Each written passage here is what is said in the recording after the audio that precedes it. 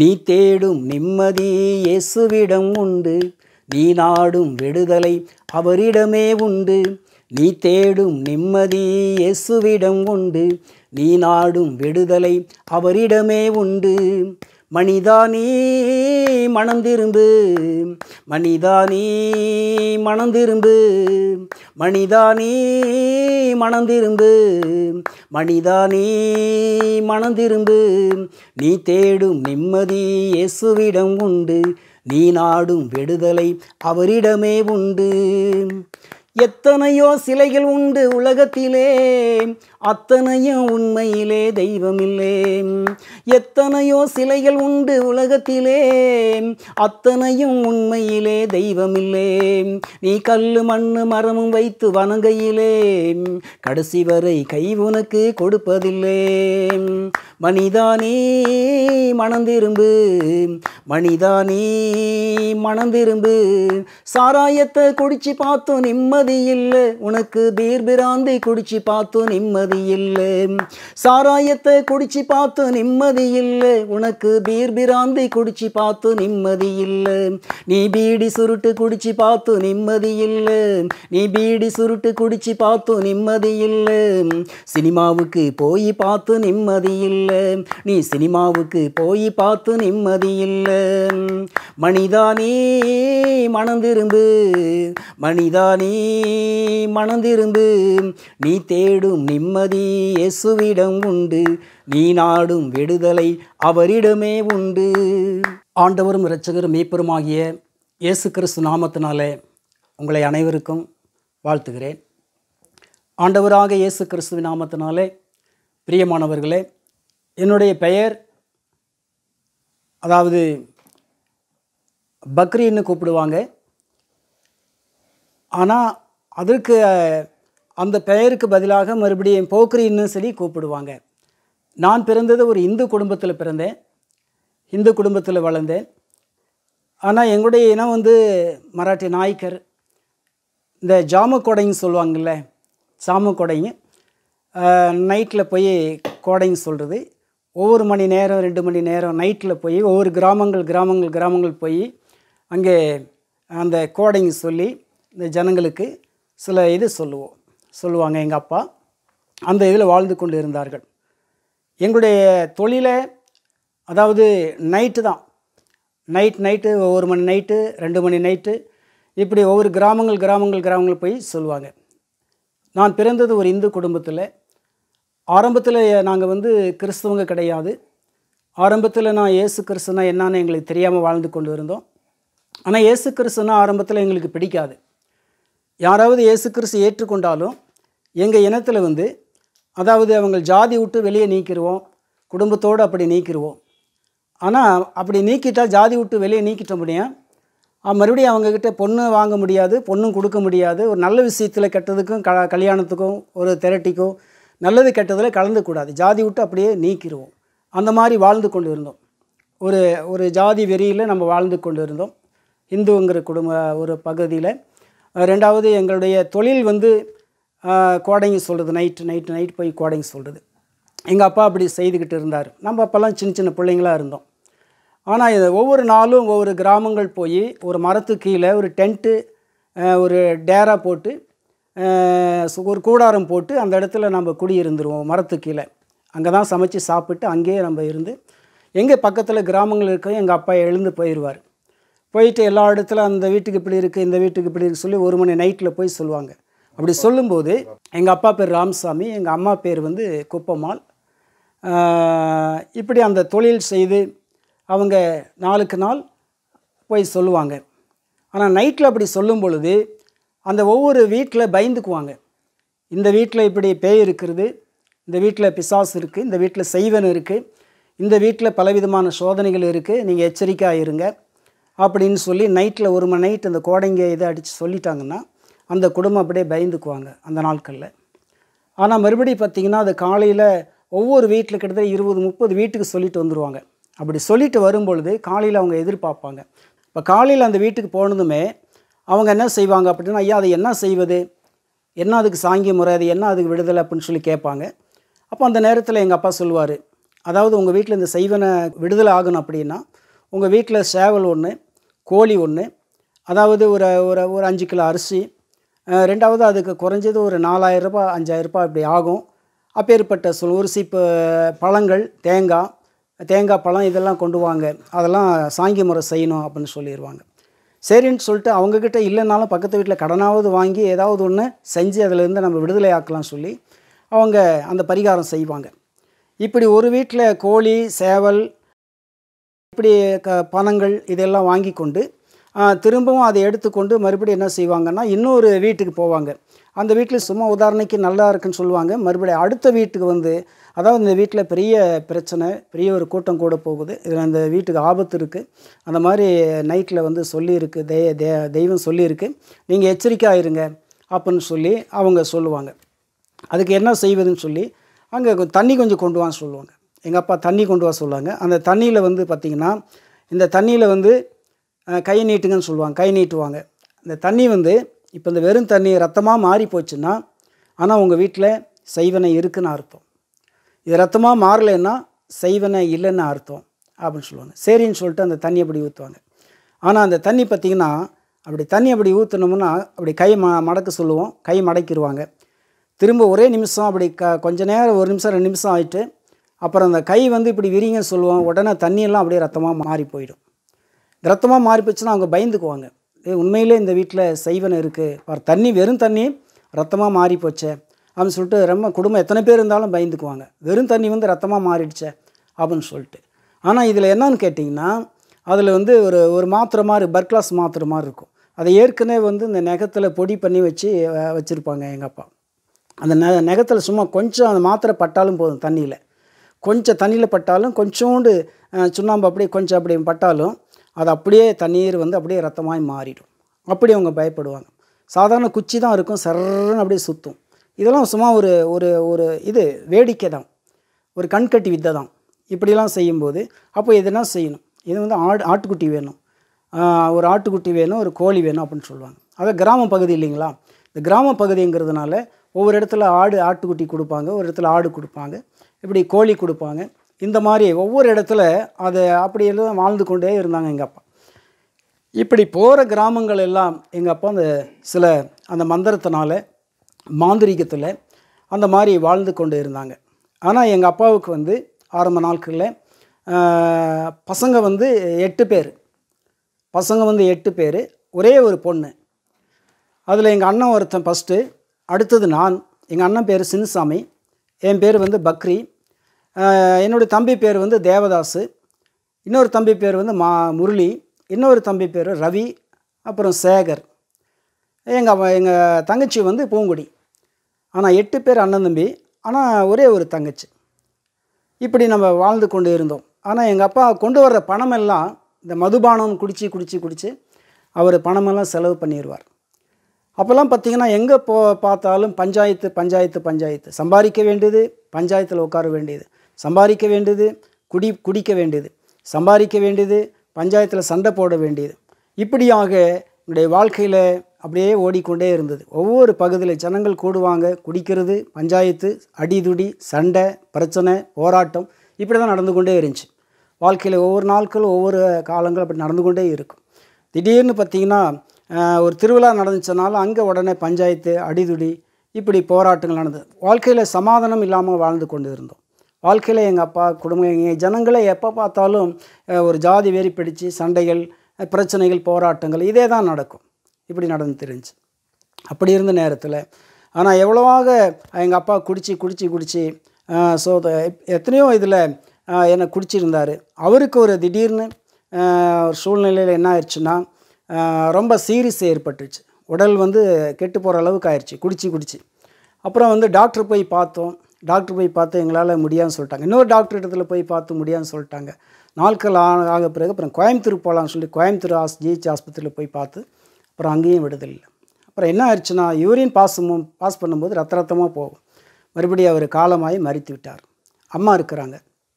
ஆனால் நாட்கள் நடந்து நாம் எப்படியா வாழ்ந்து கொண்டு இருந்தோம், சின்ன பசங்களாக வாழ்ந்து கொண்டு வந்தோம், கொஞ்சம் பெரியவங்களானோம். அப்போ எங்கள் அப்பா கொண்டு வர ஆட்டுக்குட்டிகள், அண்ணன் தம்பி கொண்டு வர ஆட்டுக்குட்டிகள்லாம் கொண்டு போய் நான் மேய்ச்சிட்டு வருவேன். இப்படி மேய்ச்சிட்டு வரும் பொழுது என்னாச்சுன்னா, அப்போ நான் சின்ன பையனாக இருக்கும்போதே இந்த சினிமா பாடலை அதிகமாக பாடிக்கொண்டே இருப்பேன். எப்போ பார்த்தாலும் பாடிக்கொண்டே இருப்பேன். அது அப்படியே பாடிக்கொண்டே இருந்து, ஆனால் நாட்கள் கொஞ்சம் பெரியவன் ஆன பிறகு இது ஆர்கெஸ்ட்ராவில் போய் பாடணும் அப்படின்னு சொல்லிட்டு முயற்சி பண்ணோம். அதே மாதிரி அந்த வாய்ப்பும் கிடச்சிது. ஒரு கொஞ்ச நாள் கழித்த பிறகு நான் கொஞ்சம் பெரியவனானேன்.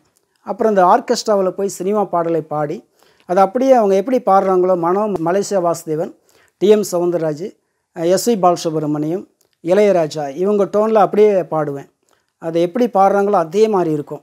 ஆனால் இந்த அவங்க கேட்டு ஆர்கெஸ்ட்ராவில் கேட்டு இது அப்படியே இருக்குதே, இது பயன்படுத்தலாம் அப்படின்னு சொல்லிட்டு அவங்க ஆர்கெஸ்ட்ராவில் சேர்த்திட்டாங்க. இந்த சவுண்ட் ஆஃப் மெலோடி ஆர்கெஸ்ட்ரா, அதாவது இங்கே சேலம் 5 ரோடு, இந்த சேலம் 5 ரோட்டில் வந்து சவுண்ட் ஆஃப் மெலோடி ஆர்கெஸ்ட்ரா அதை நடத்துகிற ஒரு பால் பீட்டர். அவங்க ஊர் வந்து பெங்களூர். இப்போ நாம் குடியிருந்தது வந்து சேலம்.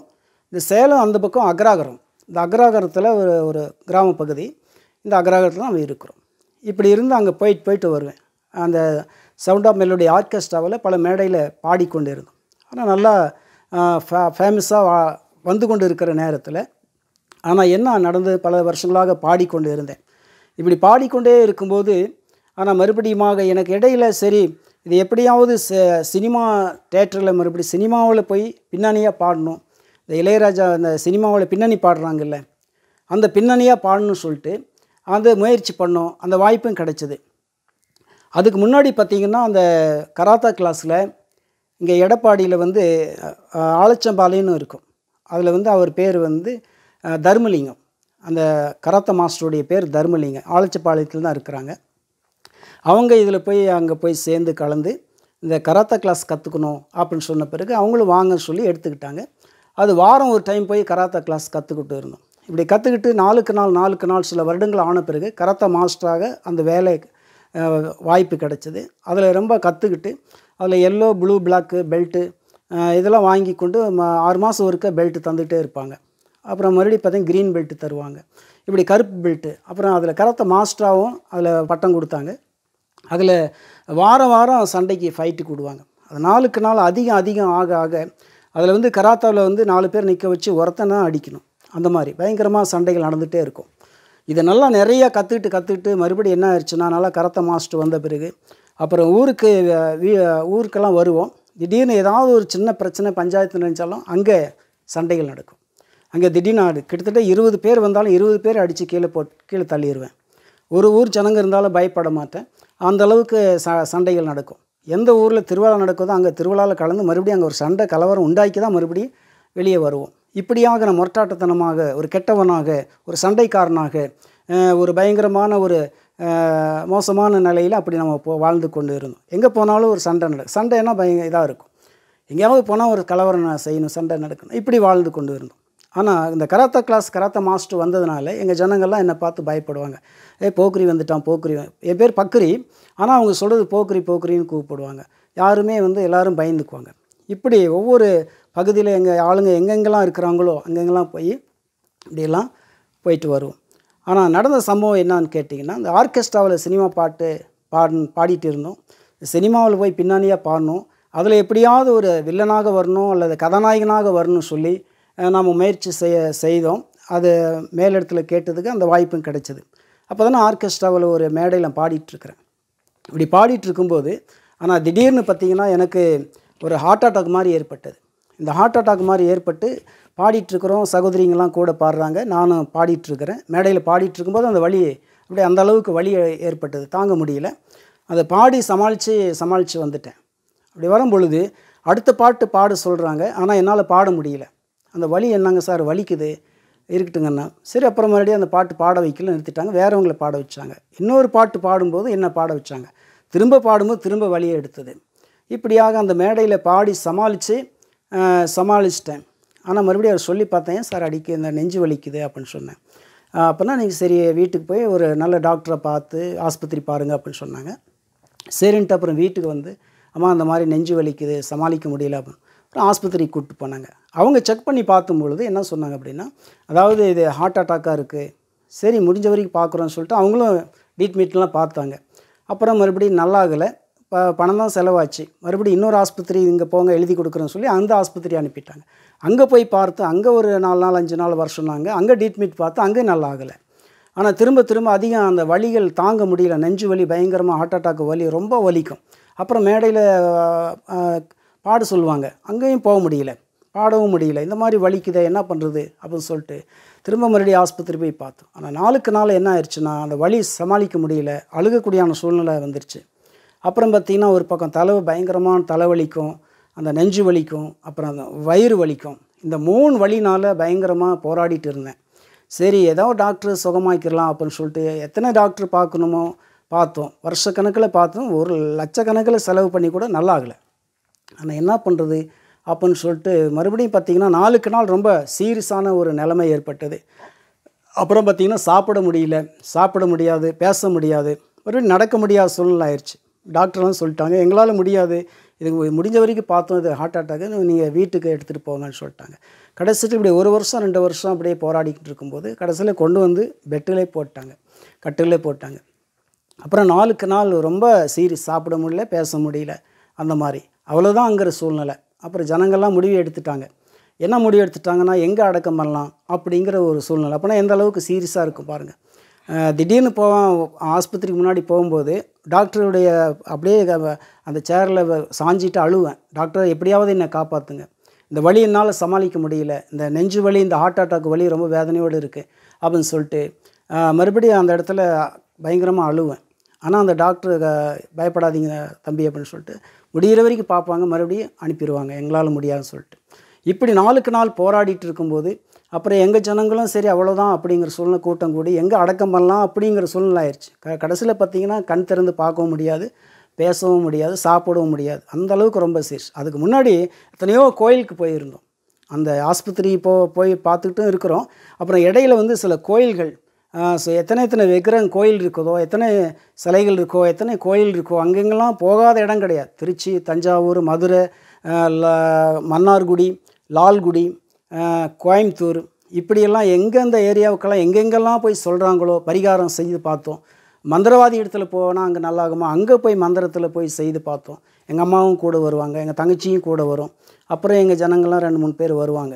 இப்படி பல இடத்துல மந்திரவாதி இடத்துல போய் பார்த்தோம், விடுதலை இல்லை. கோயில் குளத்துக்கு போனோம், விக்கிரகங்களை தேடி போனோம், எத்தனையோ இடங்களுக்கு போனோம், பார்க்காத இடம் கிடையாது. மறுபடியும் அங்கேயும் நல்லாகலை. ஆனால் திரும்ப பார்த்திங்கன்னா பச்சையில் வைத்தியம் சொன்னாங்க, அதை பார்த்தோம், அதுவும் நல்லாகலை. அப்புறம் கடைசிக்கெலாம் சீரியஸ் ஆகி படுக்கையில் கொண்டாந்து போட்டாங்க, அவ்வளோதான் அப்படிங்கிறது. அப்புறம் இவ்வளோதானா நம்முடைய வாழ்க்கை, இதுக்கு மேலே நம்முடைய வாழ்க்கை முடிஞ்சிருச்சா? இந்த சூழ்நிலை இப்படி இருக்க எனக்கு என்ன கவலைன்னா, அதாவது இந்த ஆர்கெஸ்ட்ராவில் போய் பாடுறது நின்று போச்சே, இப்படி மறுபடியும் மீண்டும் பாட முடியாது போல் இருக்க. நம்முடைய வாழ்க்கை ஒரு பக்கம், ஆர்கெஸ்ட்ராவும் தடாகி போச்சு, இன்னும் நம்முடைய வாழ்க்கை என்ன ஆகுறது? சரி, டாக்டர் தான் காப்பாற்ற முடியல, டாக்டரால் தான் முடியல.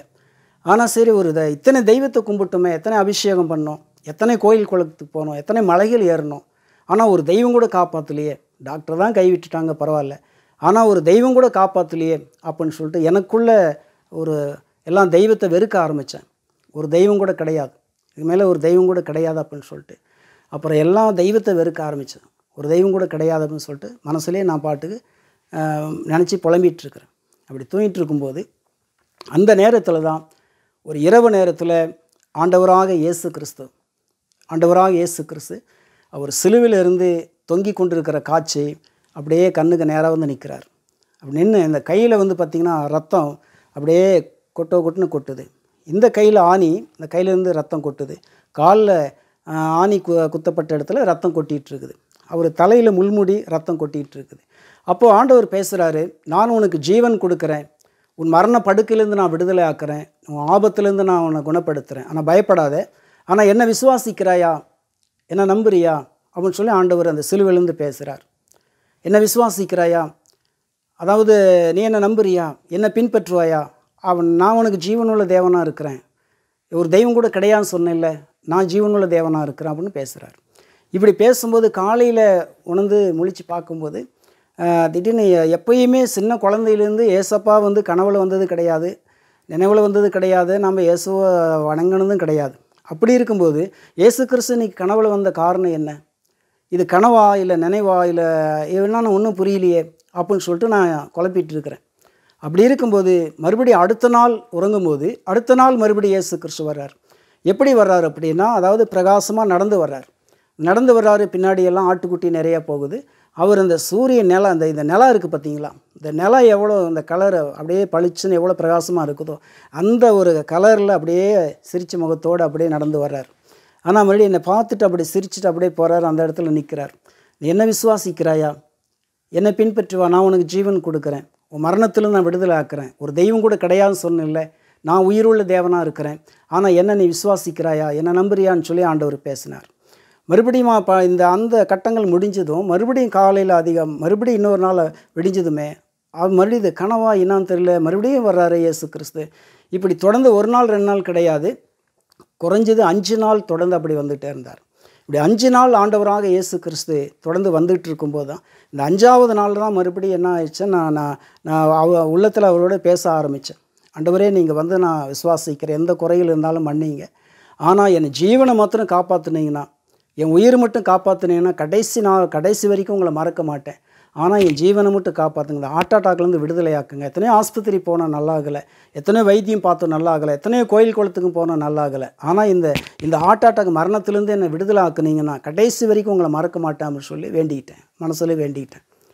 இப்படி வேண்டுகிற பொழுது அப்பொழுது பார்த்திங்கன்னா அந்த நிமிஷத்தில் சாதாரண ஒரு அபிஷேகம் எனக்குள்ளே இறங்கி வந்துச்சு. ஒரு அபிஷேகம் எனக்குள்ளே இறங்கி வந்ததுமே, ஆனால் அந்த குளிர்காலத்தில் போய் ரொம்ப குளிர்காலத்தில் போய் ஒரு எரியிற அடுப்பு பக்கத்தில் உட்காந்தா எப்படி இருக்குங்க, எரிஞ்ச உடம்பெல்லாம் வேர்த்து போயிருமில்ல, அந்த அடுப்பு பக்கத்தில் உட்காந்தா அந்த மாதிரி உடம்பெல்லாம் வேர்த்து போச்சு. அந்த அபிஷேகம் எனக்குள்ளே வந்ததுமே அந்த ஹார்ட் அட்டாக் எங்கே போச்சுன்னு தெரியல, அந்த தலைவலி எங்கே போச்சுன்னு தெரியல, அந்த வயிற்று வலி எங்கே போச்சுன்னு தெரியல. ஆனால் பரிபூர்ண விடுதலாச்சு, பரிபூர்ண விடுதலாச்சுங்க. அந்த வலியே கிடையாது. மறுபடியும் பார்த்திங்கன்னா இங்கே யோசித்து பார்க்குறேன், இங்கே கை வச்சு பார்க்குறேன், வலியே கிடையாது. ஹார்ட் அட்டாக் வலி இல்லை. தலைவலிக்கு தான் பார்த்தா தலைவலியும் கிடையாது, வயிற்று வலியும் கிடையாது. நல்லா ஃப்ரீ ஆயிடுச்சு. அதுக்கு முன்னாடி அந்த வலி இருக்கும்போது, அந்த ஹார்ட் அட்டாக் வலி இருக்கும்போது இந்த என் கை எடுத்து இப்படி நெஞ்சு மேலே வச்சாலும் பெரிய ஒரு பாறாங்கல் எடுத்து என் நெஞ்சு மேலே வச்ச மாதிரி இருக்கும். அந்த அளவுக்கு வெயிட், அந்த அளவுக்கு பாரம். அழுவும் அழுவேன், ஒவ்வொரு நாளும் அழுது கொண்டு இருப்பேன். அப்படி இருக்கும்போது அப்புறம் பரிபூர்ண விடுதலை ஆயிடுச்சு. எனக்காக சொல்ல முடியாத ஒரு ஆச்சரியம். இயேசு கிறிஸ்து அந்த இடத்துல வந்து இந்த 3 நோயிலிருந்து ஆண்டவர் குணமாக்குனார். என்ன ஒன்றுமே ஏசப்பா அப்படின்னு சொல்லிட்டு அப்போ தான் வந்து நான் ரொம்ப யோசிக்க ஆரம்பித்தேன்.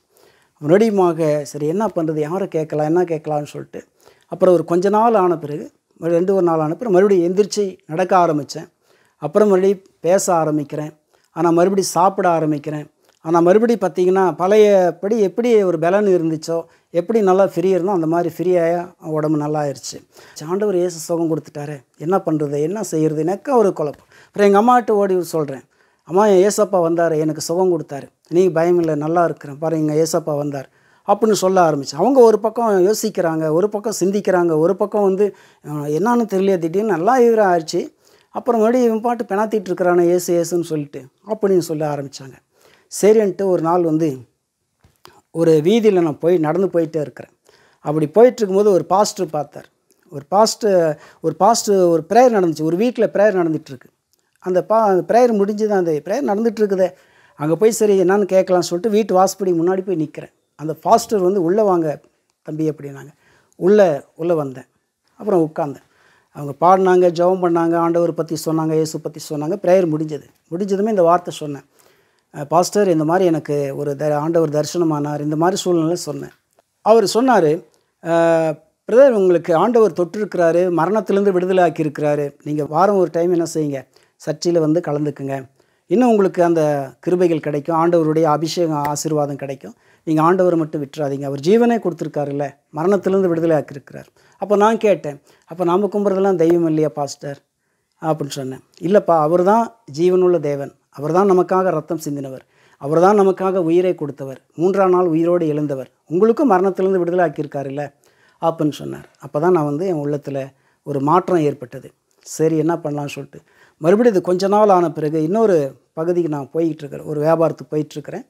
அப்போ ஒரு பாஸ்டர், ஒரு ஆசீர்வாதம் பாஸ்டர்னு ஒருத்தர் அங்கே ப்ரேயர் நடந்துகிட்ருக்குது. பக்கத்து வீதியில் நான் வந்து வியாபாரம் பண்ணிகிட்டே இருக்கிறேன். அப்போ ஒரு பிரதரை இயேசுவை பற்றி சொன்னாங்க, இயேசு கிறிஸ்து விசுவாசிங்க பிரதர் அப்படின்னாங்க. தேவனுடைய வார்த்தையெல்லாம் கொஞ்சம் நேரம் அறிவித்தாங்க. இன்றைக்கி ஞாயிற்றுக்கிழமை வர்றீங்களா, நானும் ப்ரேயருக்கு தான் போகிறேன், வர்றீங்களா அப்படின்னாங்க.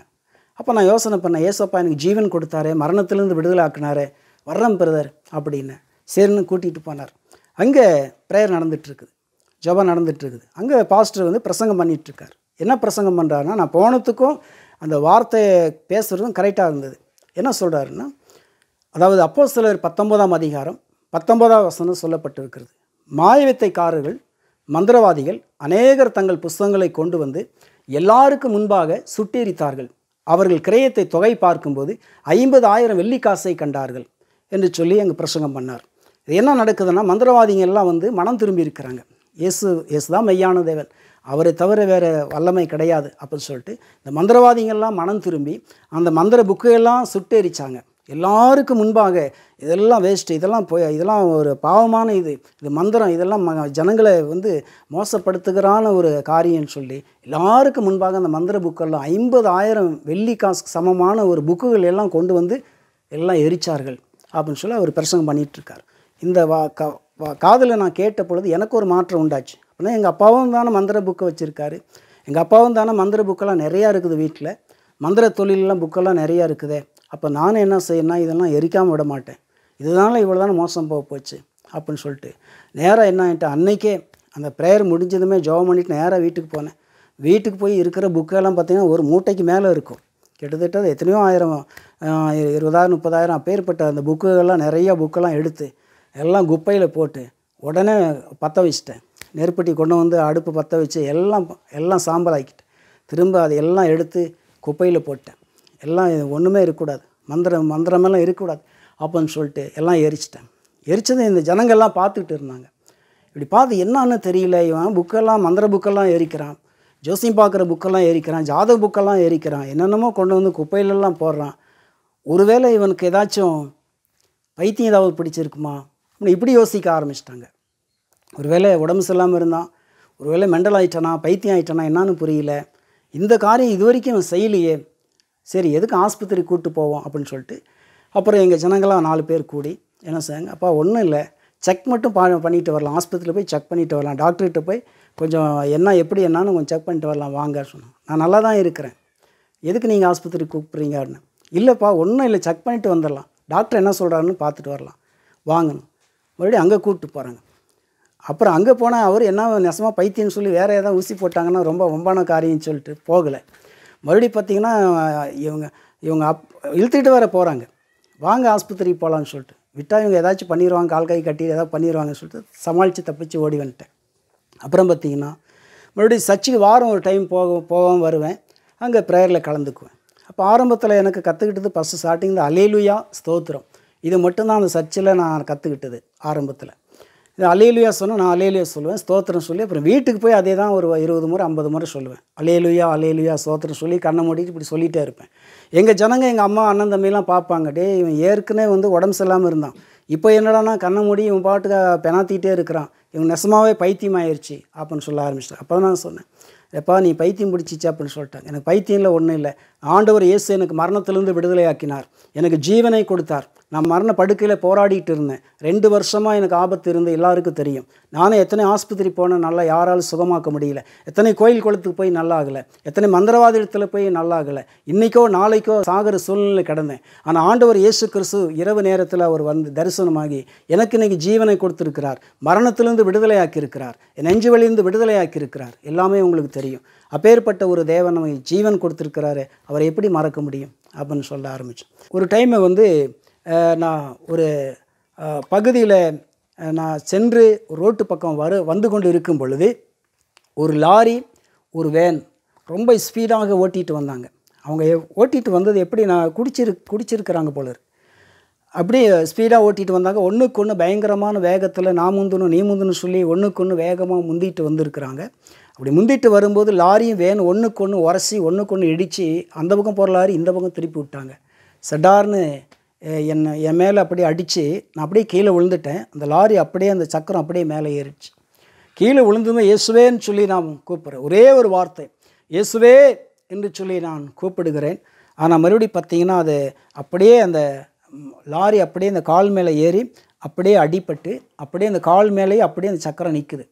கிட்டத்தட்ட 16 சக்கரம் லாரின்னு சொல்கிறாங்கல்ல, அந்த லாரி பெரிய லாரி நீட்டமாக இருக்கும், அந்த லாரி சடார்னு மேலே ஏறி அப்படியே நின்றுச்சு. ஆனால் ஒரே ஒரு வார்த்தை அந்த மாத்திரம் எனக்கு இப்போ வாயில் வந்தது, வேறு ஒன்றுமே சொல்ல, அப்பான்னு கூட சொல்ல அம்மான்னு கூட சொல்லலை. ஆனால் இயேசுவே என்று சொல்லி அந்த ஒரு வார்த்தை சொன்னதுமே, ஆனால் திடீர்னு அந்த இடத்துல அந்த ஆபத்தில் இருந்து அந்த உயிர் போகாமல் தேவன் காப்பாற்றியிருக்கிறார். பாருங்கள், மறுபடியும் அந்த லாரி பின் சைட்டில் ரிபேஸ் எடுத்தாங்க. அப்புறம் அப்படியே தூக்கிட்டு போகிறாங்க ஆஸ்பத்திரியில். அந்த அளவுக்கு சடார்னு பயங்கரமான அடி ஏற்பட்டது. லாரி மேலே ஏறிடுச்சு. அவ்வளோதான், என் சகோதரன் பிழைக்க மாட்டான் அப்படின்னு சொல்லிட்டாங்க. ஆனால் நேராக ஆஸ்பத்திரிக்கு போகிறாங்க. ஆனால் போனதுமே ஆப்ரேஷன் ரூமுக்கு போகிறாங்க. எல்லாம் ட்ரீட்மெண்ட்லாம் பார்க்குறாங்க. எல்லாம் என்ன பண்ணலான்னு சொல்லி முயற்சி பண்ணுறாங்க. சரி, இது முடியாத ஆப்ரேஷன் பண்ணாலும் அவ்வளோதான், அவுட்டு தான், இதை காப்பாற்ற முடியாதுங்க சார் அப்படின்னு சொல்லிட்டாங்க. ஏதாவது ஒன்று பண்ணுங்கன்னு அழுகுறாங்க. எங்கள் அம்மா அழுகுறாங்க, எல்லாம் அழுகுறாங்க.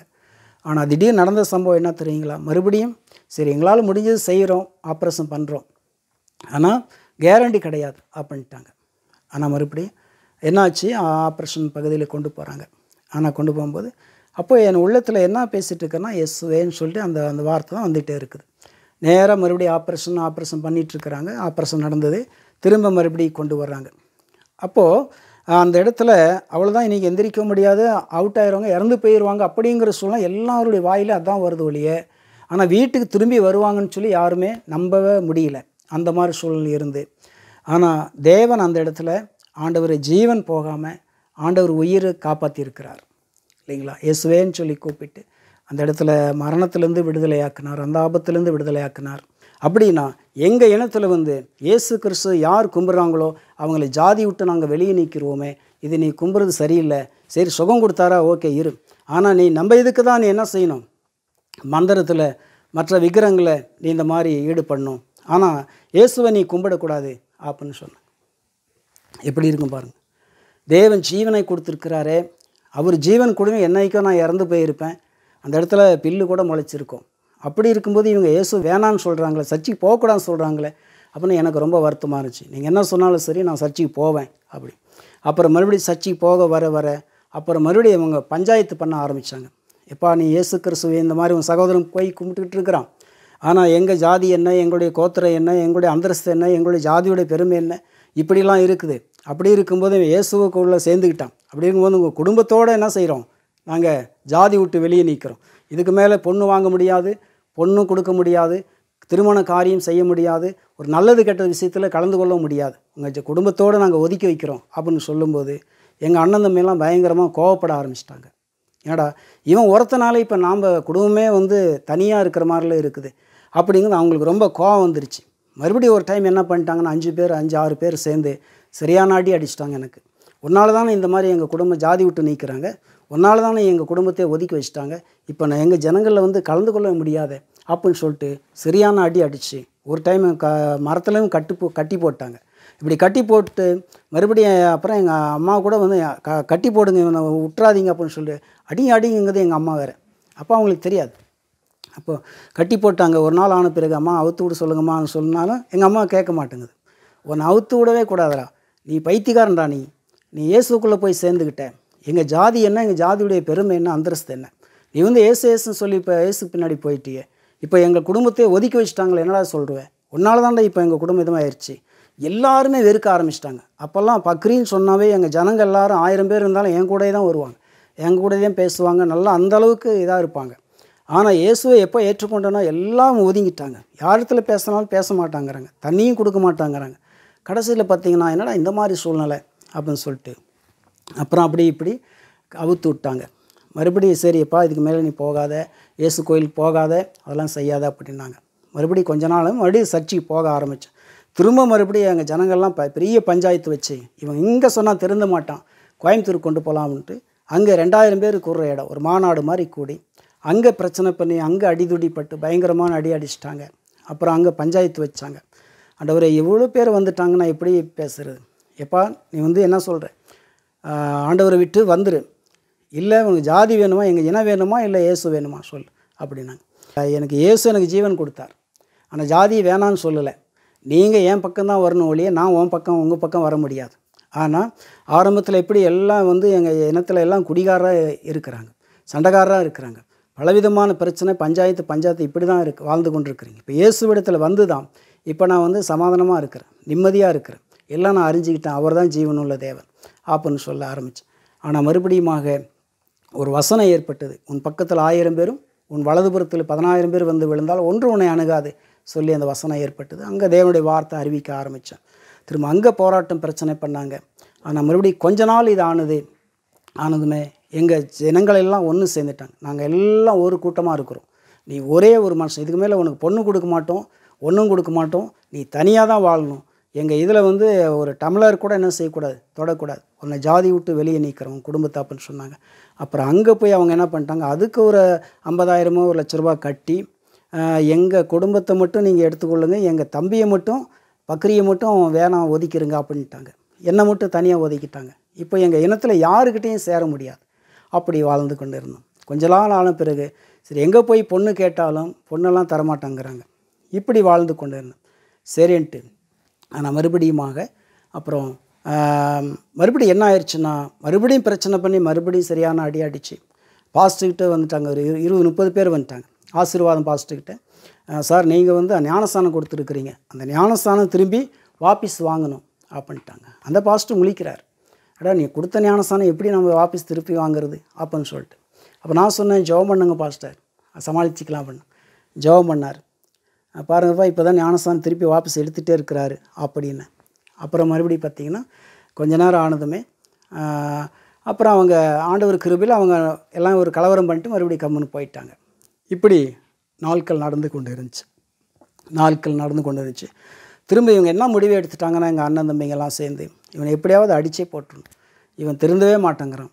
மறுபடியும் அது மூலிமா எனக்கு இன்னும் ஆவிக்குள்ளாக நான் வந்து பலன் அடைஞ்சு அநேக மக்களுக்கு சொல்ல ஆரம்பித்தேன். இவங்க இப்படி பண்ணுறாங்களே, பஞ்சாயத்து அப்பப்போ பஞ்சாயத்து வைக்கிறாங்க, அப்பப்போ அடிக்கிறாங்க, அப்பப்போ பிரச்சனை பண்ணுறாங்களே, இவங்களை சும்மா விடக்கூடாது அப்படின்னு சொல்லிட்டு மீண்டுமாக ஆண்டவர் வார்த்தை அங்கங்கே போய் அறிவித்து எங்கள் ஜனங்க எங்கெங்கெல்லாம் இருக்கிறாங்க அங்கெல்லாம் போய் அறிவித்தேன். ஆனால் அங்கெங்கெல்லாம் பிரச்சனை தான் பண்ணாங்க, அங்கெங்கெல்லாம் சில பஞ்சாயத்து வச்சாங்க. ஆனால் நீ பைத்தியக்காரன், ஆனால் உங்கள் வார்த்தை யாரும் கேட்க மாட்டோம் அப்படின்னு சொன்னாங்க. அங்கங்கே பஞ்சாயத்து தான் நடக்கும். ஆனால் தேவனுடைய வார்த்தை சொல்லுவேன், ஆண்டவர் இயேசு கிறிஸ்து விடுதலை கொடுத்தாருன்னு. ஆனால் யாருமே ஏற்றுக்கொள்ளலை. அப்படி ஒரு சூழ்நிலை இருந்துச்சு. ஆனால் சரி அங்கேருந்து என்ன பண்ணுறது, இப்போ எங்கள் இனத்தில் யாரும் ஏற்றுக்கொள்ளலையேன்னு சொல்லிட்டு நான் பாட்டுக்கு நைட்டோட நைட்டாக பஸ் ஏறி தருமபுரியில் போய் அருள்தாஸ் பாஸ்டர் இருக்காங்க. இந்த அருள்தாஸ் பாஸ்டர் வீட்டில் போய் அவங்க சர்ச்சில் குடியிருந்து, பாஸ்டர் இந்த மாதிரி தான் நிலைமை, நான் உங்களோட இருந்து ஊழியம் செய்கிறேன், வாங்க பாஸ்டர் வாங்க ஐயா அப்படின்னு சொல்லிட்டு அவர் 2-3 மாதமாக அடைக்கலமாக வச்சு ஆகாரம் கொடுத்து என்னை பாதுகாத்து வச்சார். ஊழியத்துக்கெல்லாம் கூப்பிட்டு போவார். இப்படி போகும்போது மிராக்கள் நடக்கும் ஆண்டவர் கிருபையில்.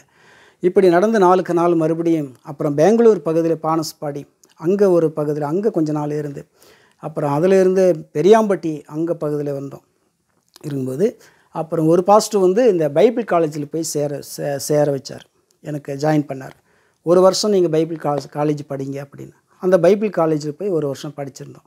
அவர் சொன்னார், நீங்கள் எங்கே பிரதர் போகிறீங்க ஊழியத்துக்கு, சேலத்துக்கே போகணும், எங்கள் ஆளுங்க யார் என்ன சொன்னாங்களோ அங்கே போய் நான் அறிவிக்கணும் அப்படின்னு சொன்னேன். ஏற்கனவே ஒன்று அடித்து போடலான்னு இருந்தாங்க, கொன்று போடலான்னு இருந்தாங்க, பஞ்சாயத்து வச்சாங்க, ஜாதி விட்டு வெளியே நீக்கினாங்க, திரும்ப மறுபடியும் அந்த ஜனங்கிட்ட மத்தியிலே போகிறீங்களா அப்படின்னாங்க. ஆமாம், அங்கே போய் ஆண்டவர் வார்த்தை இயேசு யாருன்னு அவங்களுக்கு நான் சொல்லணும் அப்படின்னு சொன்னேன். சரி போங்க உங்களோட விருப்பண்ணி அனுப்புனாங்க. மறுபடியும் எங்கள் ஊருக்கு வந்ததுமே வந்துட்டான்ப்பா, மறுபடியும் வந்துட்டான் அப்படின்னு சொல்லிட்டு அங்கே தான் ஃபஸ்ட்டு மிராக்கள் நடக்குது. ஒரு சகோதரர் வந்து 3 பிசாசு பிடிச்சிருக்கு. அந்த சகோதரனுக்குள்ளே ஒரு 3 பேய் பிடிச்சு பயங்கரமான ஆர்ப்பாட்டம். அவங்க அப்பா அம்மா பயங்கரமாக அலறாங்க, என்ன பண்ணுறதுன்னு. வரவங்க போகிறவங்களாம் வாடா போடான்னு சொல்லி பயங்கரமான பேச ஆரம்பிச்சிட்டான். பேய் பயங்கரமான அலக்கழிப்பு அழைச்சி அப்புறம் அங்கே போய் குடியிருக்கிறேன், ஒரு வாடகை வீடு எடுத்து இருக்கிறேன்.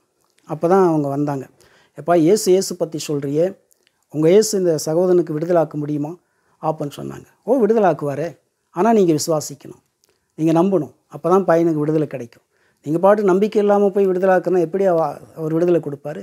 நீங்கள் இயேசு மேல் நம்பிக்கை இருக்கா சொல்லுங்கள், ஜெபம் பண்ணுற நல்லா ஆண்டவர் இயேசு செய்வார் சொன்னேன். சரி கூப்பிட்டு வாங்க அப்படின்னாங்க. அப்புறம் அங்கே போனேன். ஆனால் அந்த தம்பி வந்து எனக்கு வந்து எப்பயும் சித்தப்பான்னு கூப்பிடுவாப்புல. அண்ணன் மூட்டு பையன் தான், இன்னொரு அண்ணன் மூட்டு பங்காளி வீட்டு பையன், சித்தப்பான்னு கூப்பிடுவாங்க.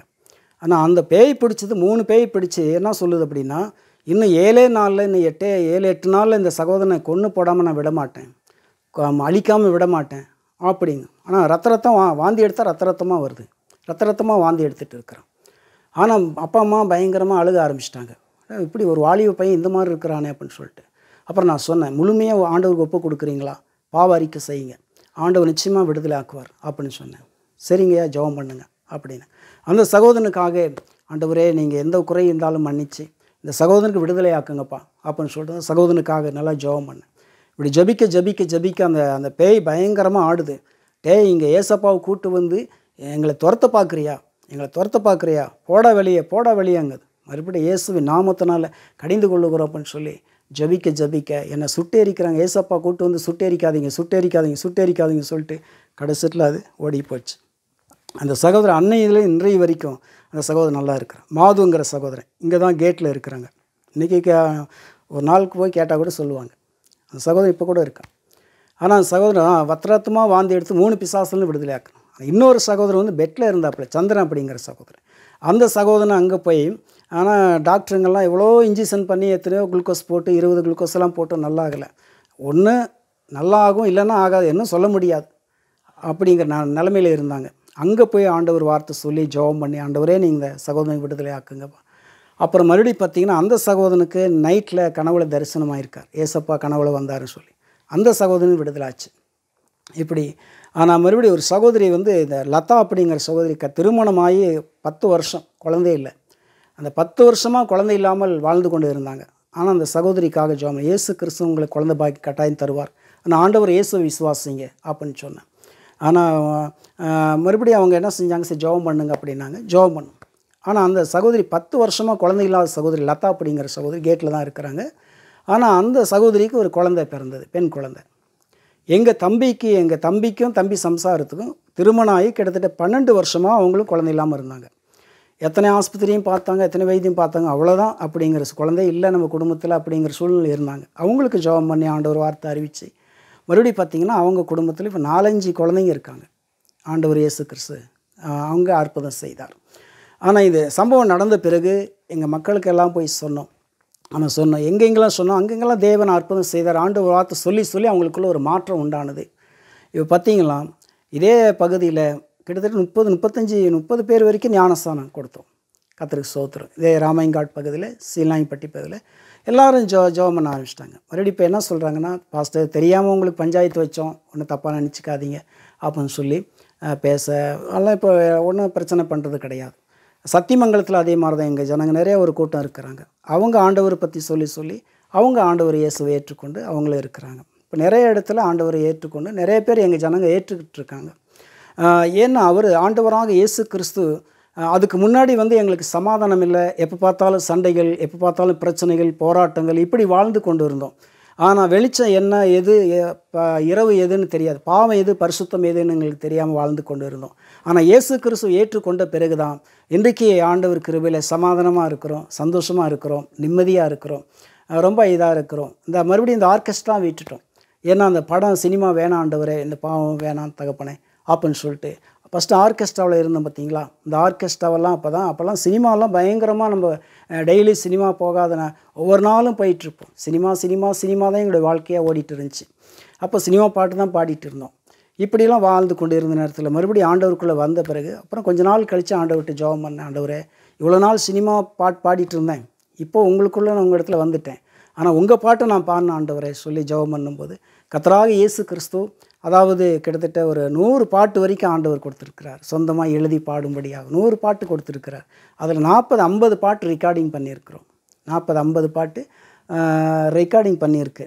இந்த ரெக்கார்டிங் பண்ணி சிடி வெளியிட்டிருக்கிறோம். பல கிட்டத்தட்ட 20,000-30,000 சிடிகள்லாம் சபையில் விற்க ஆரம்பித்தோம். இயேசுவின் எக்கால சத்தம் அப்படிங்கிறது சிடி வெளியே கர்த்தர் கிருபை செய்தார். 100 பாட்டு எழுதி 50 பாட்டு ரெக்கார்டிங் பண்ணி அது வந்து பல சிடி, பல சபை, பல மக்கள் கேட்டு அநேக மக்களுக்குள்ளே ஒரு சமாதானம், சந்தோஷம் ஏற்பட்டது. பாடல் கேட்குறதுனால பாவத்திலேருந்து விடுதலை, சமாதானம் ஆண்டவர் கொடுக்குறார், நிம்மதி கொடுக்குறார் இல்லைங்களா. இந்த மாதிரி சிடிகள் வெளியிட ஆரம்பித்தோம். இது என்னுடைய ஃபோட்டோ, நான் பாடி ரெக்கார்டிங் பண்ண இந்த சிடி கவரு இயேசுவின் எக்கால சத்தம்னு சொல்லியிருக்கோம். இந்த மாதிரி ஒரு 4-5 சிடி பாகம் வெளியிட்டிருக்கிறோம். 50 பாட்டு வெளியிட்டிருக்கிறோம். இது சொந்தமாகவே பாடல் பாடி எழுதி ஆரம்பத்தில் ஆண்டவரே நான் சினிமா பாட்டு வேணாப்பா, ஆனால் ஆண்டவர் பாட்டு பாடுன்னு சொல்லி தேவனுடைய நாமம் பாட கர்த்தர் கிருபை செய்திருக்கிறார். அதில் ஒரு பாட்டு மட்டும் கோரஸ் பாடுறேன், கேளுங்க. நான் உங்களை மறந்த போதும் நீங்கள் என்ன மறக்கவில்லை, நான் உங்களை வெறுத்த போதும் நீங்கள் என்ன வெறுக்கவில்லை. நான் உங்களை மறந்த போதும் நீங்கள் என்ன மறக்கவில்லை. நான் உங்களை வெறுத்த போதும் நீங்கள் என்ன வெறுக்கவில்லை. நான் உங்களை மறந்த போதும் நீங்கள் என்ன மறக்கவில்லை. நான் உங்களை வெறுத்த போதும் நீங்கள் என்ன வெறுக்கவில்லை. நான் உங்களை விட்டு தூரம் போனதும் நீர் என்னை தேடி அருகில் வந்தீரே.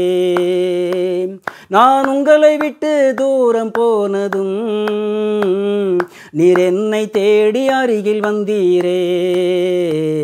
நீர் என்னை தேடி அருகில் வந்தீரே. நான் உங்களை மறந்த போதும் நீங்கள் என்ன மறக்கவில்லை.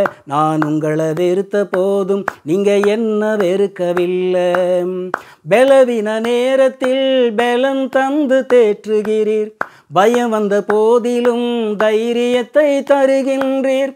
பலவீன நேரத்தில் பலம் தந்து தேற்றுகிறீர். பயம் வந்த போதிலும் தைரியத்தை தருகின்றீர். கண்ணீர் விட்டு நானும் அழுகின்ற நேரம் இரட்சிப்பின் சந்தோஷம் தருகின்றீர். கண்ணீர் விட்டு நானும் அழுகின்ற நேரம் இரட்சிப்பின் சந்தோஷம் தருகின்றீர். நான் உங்களை மறந்த போதும் நீங்கள் என்ன மறக்கவில்லை. நான் உங்களை வெறுத்த போதும் நீங்கள் என்ன வெறுக்கவில்லை. காலங்கள் மாறினாலும் மாறாது உன் வல்லமை. மலைகள் விலகினாலும் விலகாது உன் கிருபை.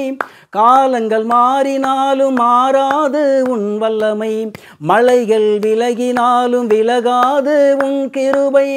காலங்கள் மாறும், காட்சிகள் மாறும், வார்த்தைகள் என்றும் மாறாதது. வானங்கள் மாறும், பூமியும் மாறும், வார்த்தைகள் என்றும் மாறாதது. நான் உங்களை மறந்த போதும் நீங்கள் என்ன மறக்கவில்லை. நான் உங்களை வெறுத்த போதும் நீங்கள் என்ன வெறுக்கவில்லை. தேவா உம்மை விட்டு எங்கே நான் ஓடுவேன். ராஜா உம்மை விட்டு யாரிடத்தில் நான் செல்லுவேன். தேவா உம்மை விட்டு எங்கே நான் ஓடுவேன். ராஜா உம்மை விட்டு யாரிடத்தில் நான் செல்லுவேன். ஜீவனுள்ள வார்த்தை உம்மிடத்தில் உண்டு. எந்தன் உள்ளத்துக்கு அது போதுமே. ஜீவனுள்ள வார்த்தை உம்மிடத்தில் உண்டு. எந்தன் உள்ளத்துக்கு அது போதுமே. நான் உங்களை மறந்த போதும் நீங்கள் என்ன மறக்கவில்லை. நான் உங்களை வெறுத்த போதும் நீங்கள் என்ன வெறுக்கவில்லை. பிரியமானவர்களே, ஆரம்ப நாட்கள் ஆண்டவர் இயேசு கிறிஸ்து ஏற்றுக்கொள்ளாத முன்பாக அவர் மறந்து வாழ்ந்து கொண்டிருந்தேன். கெட்டவனாக வாழ்ந்தேன். ரவுடியாக வாழ்ந்து கொண்டு இருந்தேன். சண்டைக்காரனாக வாழ்ந்து கொண்டு இருந்தேன். பலவிதமான பாவத்தில் வாழ்ந்து கொண்டு இருந்தேன். ஆனால் ஆண்டவரை இயேசு என்னை தேடி வந்தார். இயேசு எனக்கு ஜீவனை கொடுத்தார். இயேசு கிறிஸ்துவின் மரணத்திலிருந்து விடுதலையாக்கினார். இயேசுவின் ஆட்டாட்டாக்களிலிருந்து விடுதலையாக்கினார். இயேசுவின் தலைவலி வயிற்று வலிந்து சுகம் கொடுத்தவர், எனக்கு ஒரு விடுதலையாக்கினவர். பிரியமானவர்களே, இயேசு கிறிஸ்துவ நீங்கள் விசுவாசியுங்கள். ஆண்டவர் உங்களுக்கும் ஒரு சுகத்தை கொடுப்பார். உங்களுக்கு ஒரு சமாதானத்தை கொடுப்பார். சமாதானம் என்பது, அதாவது ஸ்தோத்திரம், ஒரு கடையில் போய் வாங்க முடியுமா? எல்லாம் வாங்கலாம். கம்ப்யூட்டர் வாங்கலாம், டிவி வாங்கலாம், எது வேணால் வாங்கலாம் கடையில் போய். ஆனால் சமாதானம் வாங்க முடியுமா? ஆனால் எனக்குள்ளே சோதனை எல்லாம் இருந்துச்சு. ஆனால் சமாதானம் இல்லாமல் வாழ்ந்து கொண்டு இருந்தேன். நிம்மதி இல்லாமல் வாழ்ந்து கொண்டு இருந்தேன். கெட்டவனாக வாழ்ந்து கொண்டு இருந்தேன். இந்த உலகத்தில் பயங்கரமான சண்டைக்காரனாக வாழ்ந்து கொண்டு இருந்தேன். பிரியமானவர்களே, இயேசு எனக்குள்ளே வந்ததிலிருந்து ஒரு குழந்தையாக ஆண்டவர் மாற்றிருக்கிறார். அல்லேலூயா.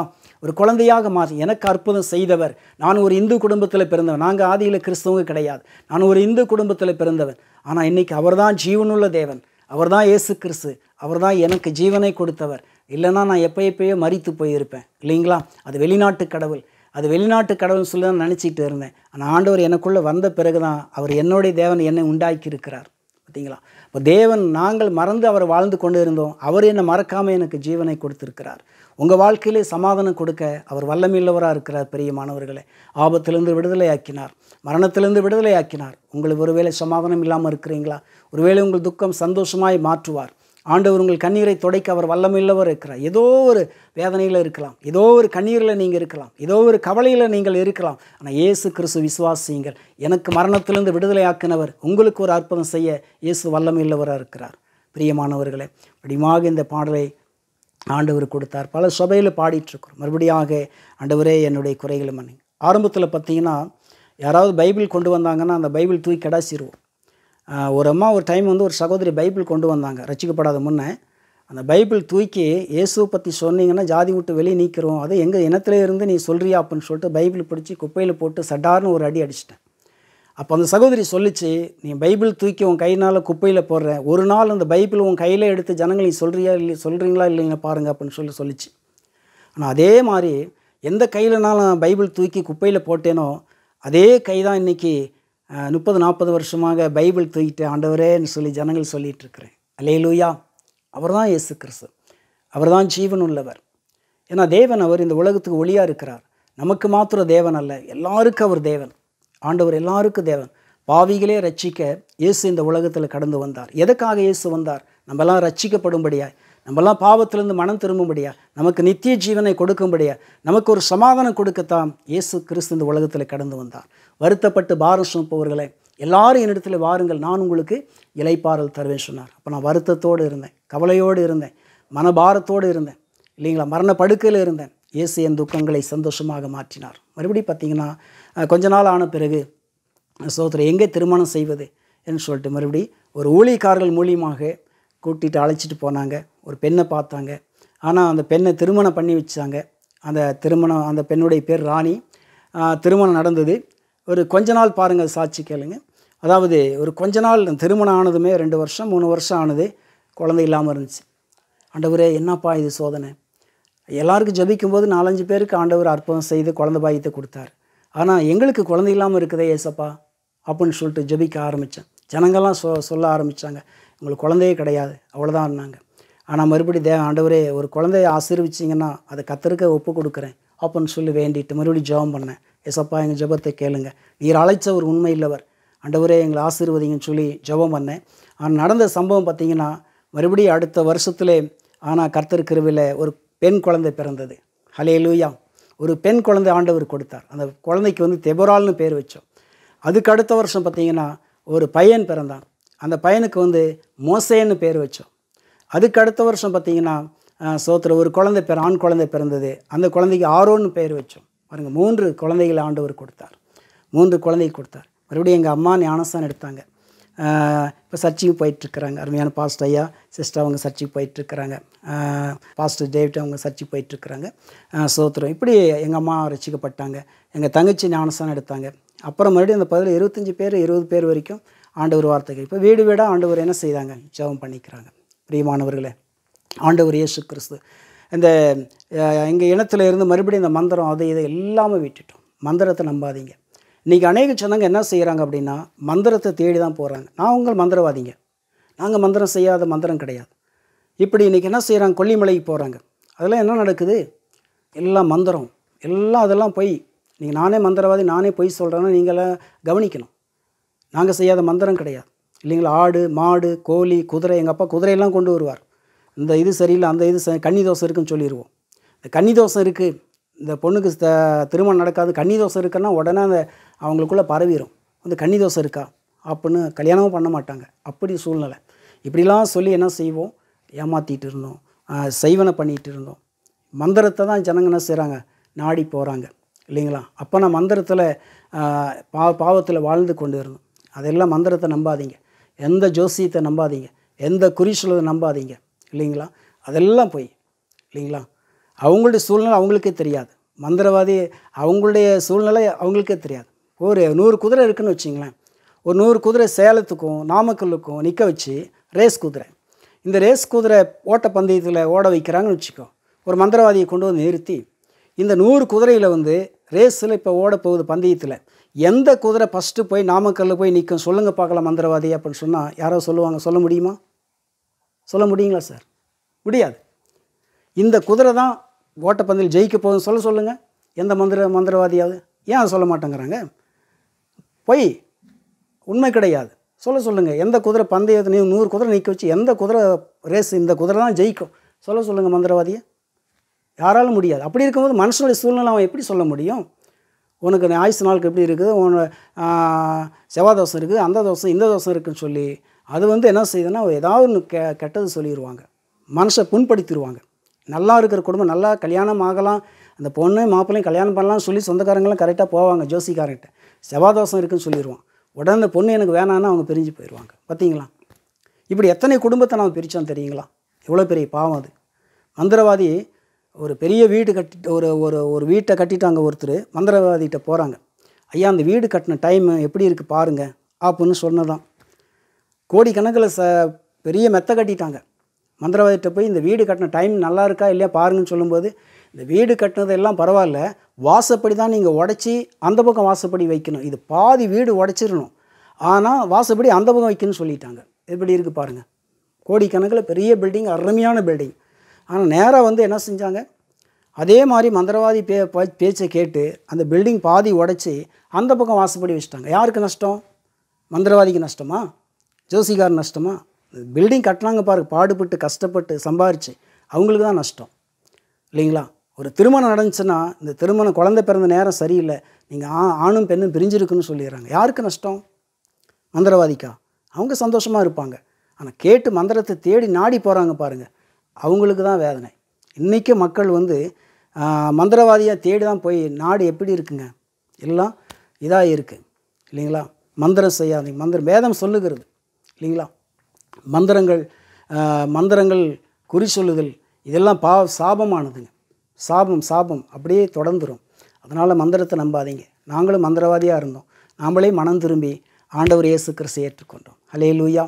ஆண்டவர் ஜீவனுள்ள தேவனை விசுவாசிங்க, நீ விசுவாசித்தால் தேவனுடைய மகிமை காண்பாய் என்று சொல்கிறார். ஆண்டவர் விசுவாசித்தால் போதும், அவர் இருக்கிற இடத்துல சமாதானம் கொடுக்குறார். நீ விசுவாசித்தால் போதும், துக்கங்களை சந்தோஷமாக மாற்றுவார். அவரை நீ தொழுது கொண்டால் போதும். ஆண்டவர் முதலாவது தேவனுடைய ராஜ்யத்தையும் அவருடைய நீதியும் தேடுங்கள், பிறகு எல்லாமே உங்களுக்கு கூட கொடுக்கப்படும்னு சொல்லியிருக்கிறார். அப்பேற்பட்ட ஒரு தேவன் உங்களுடைய வாழ்க்கையில் ஒரு அதிசயம் செய்ய முடியாதா? உங்களை படைத்தவர் தேவன் தான், மந்திரவாதி கிடையாது. உங்களுடைய ஆயுசு நாட்கள் என்னன்னா அவருக்கு தெரியும். நீங்கள் பிறப்பதும் இறப்பதும் தேவனுடைய கையில் தான் இருக்குது, மந்திரவாதி கையில் இல்லை. நல்லா நீங்கள் யோசனை பண்ணிக்கிங்க, எழுதிக்கிங்க. நீங்கள் பிறப்பதும் யாருடைய கையில் இருக்குது? தேவனுடைய கையில் இருக்குது. பிறப்பதும் இறப்பதும் ஆண்டவர் கையில் இருக்குது, மந்திரவாதி கையில் இல்லை. அப்படி இருக்கும்போது மந்திரவாதியை நாடி போகாதீங்க. பிரியமானவர்களே, ஆண்டவராக இயேசு கிறிஸ்து விசுவாசிங்க. ஆண்டவராக இயேசு கிறிஸ்து அவரே தேவன், உலகத்தில் ஒளியாக இருக்கிறார். நானே வழியும் சத்தியமும் ஜீவனுமாக இருக்கிறேன் என்று சொல்கிறார். அவருக்கு முன்னாடி ஒரு தெய்வம் உண்டானதும் கிடையாது, அவர் பின்னாடி ஒரு தெய்வம் உருவாக போகிறதும் கிடையாது இல்லைங்களா? ஆண்டவராக இயேசு கிறிஸ்து சத்தியத்தை அறிவீர்கள், சத்தியம் உங்களை விடுதலையாக்கும் என்று சொல்லுகிறார் இயேசு கிறிஸ்து. கிமு கிபி, கிறிஸ்துக்கு முன் கிறிஸ்துக்கு பின். இயேசு பிறந்து 2023 வருஷம் ஆகுது. கிறிஸ்மஸ் வருது இல்லைங்களா? ஒவ்வொரு வருஷம் கிறிஸ்மஸ் கொண்டாடுறோம். வேறு ஏதாவது கிறிஸ்மஸ் பிறந்த நாள் கொண்டாடுறாங்களா? கிடையாது. இயேசு கிறிஸ்து ஜீசஸ் பிறந்த நாள் தான் ஒவ்வொரு வருஷம் என்ன செய்கிறாங்க, பிறந்த நாள் கொண்டாடுறாங்க. கிறிஸ்மஸ் வருது. வேறு எதுக்கு பிறந்த நாள் வருது? இல்லை. அப்போ இயேசு கிறிஸ்து பிறந்தது ஒரு இடத்துல என்ன சொல்லிட்டாங்கன்னா, ஒரு 10-15 பேர் வளைச்சிக்கிட்டாங்க. பாஸ்டர், நான் உங்களிடத்தில் ஒரு கேள்வி கேட்கணும். நாங்கள் ஒரு சுவிசேஷம் அறிவிச்சிட்ருக்கிறேன், நான் ஒரு கேள்வி கேட்குறேன், அது பதில் சொல்லுவீங்களா பாஸ்டர்? நாங்கள் சொல்கிறேன் பிரதர் அப்படின்னு. கேளுங்க. ஒரு 10-15 பேர் இருக்கும். நீங்கள் இயேசு கிறிஸ்து நேரடியாக இயேசு கண்ணில் பார்த்தீங்களா அப்படின்னாங்க. சொல்லுங்கள் பிரதர், பார்க்கல அப்படின்னு. நான் பார்த்தேன்னா, நாங்களும் பார்க்கலன்னா சொன்னாங்க. நீங்கள் கண்ணில் பார்க்காத ஒரு தெய்வம் நானும் பார்க்கல, நீங்களும் கண்ணில் பார்க்கல, அப்போ அந்த தெய்வம் எப்படி நாங்கள் நம்புறது, எப்படி நாங்கள் ஏற்றுக்கொள்கிறது அப்படின்னு சொல்லி கேட்க ஆரம்பித்தாங்க. அவங்க கேள்வி, நீங்கள் கண்ணில் பார்க்கல, நானும் கண்ணில் பார்க்கல, நேரடியாக நாங்கள் எப்படி அவர் தேவன் நம்ம எப்படி ஏற்றுக்கொள்கிறது அப்படின்னு கேட்க ஆரம்பித்தாங்க. நான் சொன்னேன், நான் ஒரு கேள்வி கேட்கட்டுங்களா? கேளுங்க பாஸ்டர் அப்படின்னாங்க. அதாவது இந்த இந்தியாவுக்கு முதல் சுதந்திரம் வாங்கி கொடுத்தது யாருன்னு கேட்டேன்.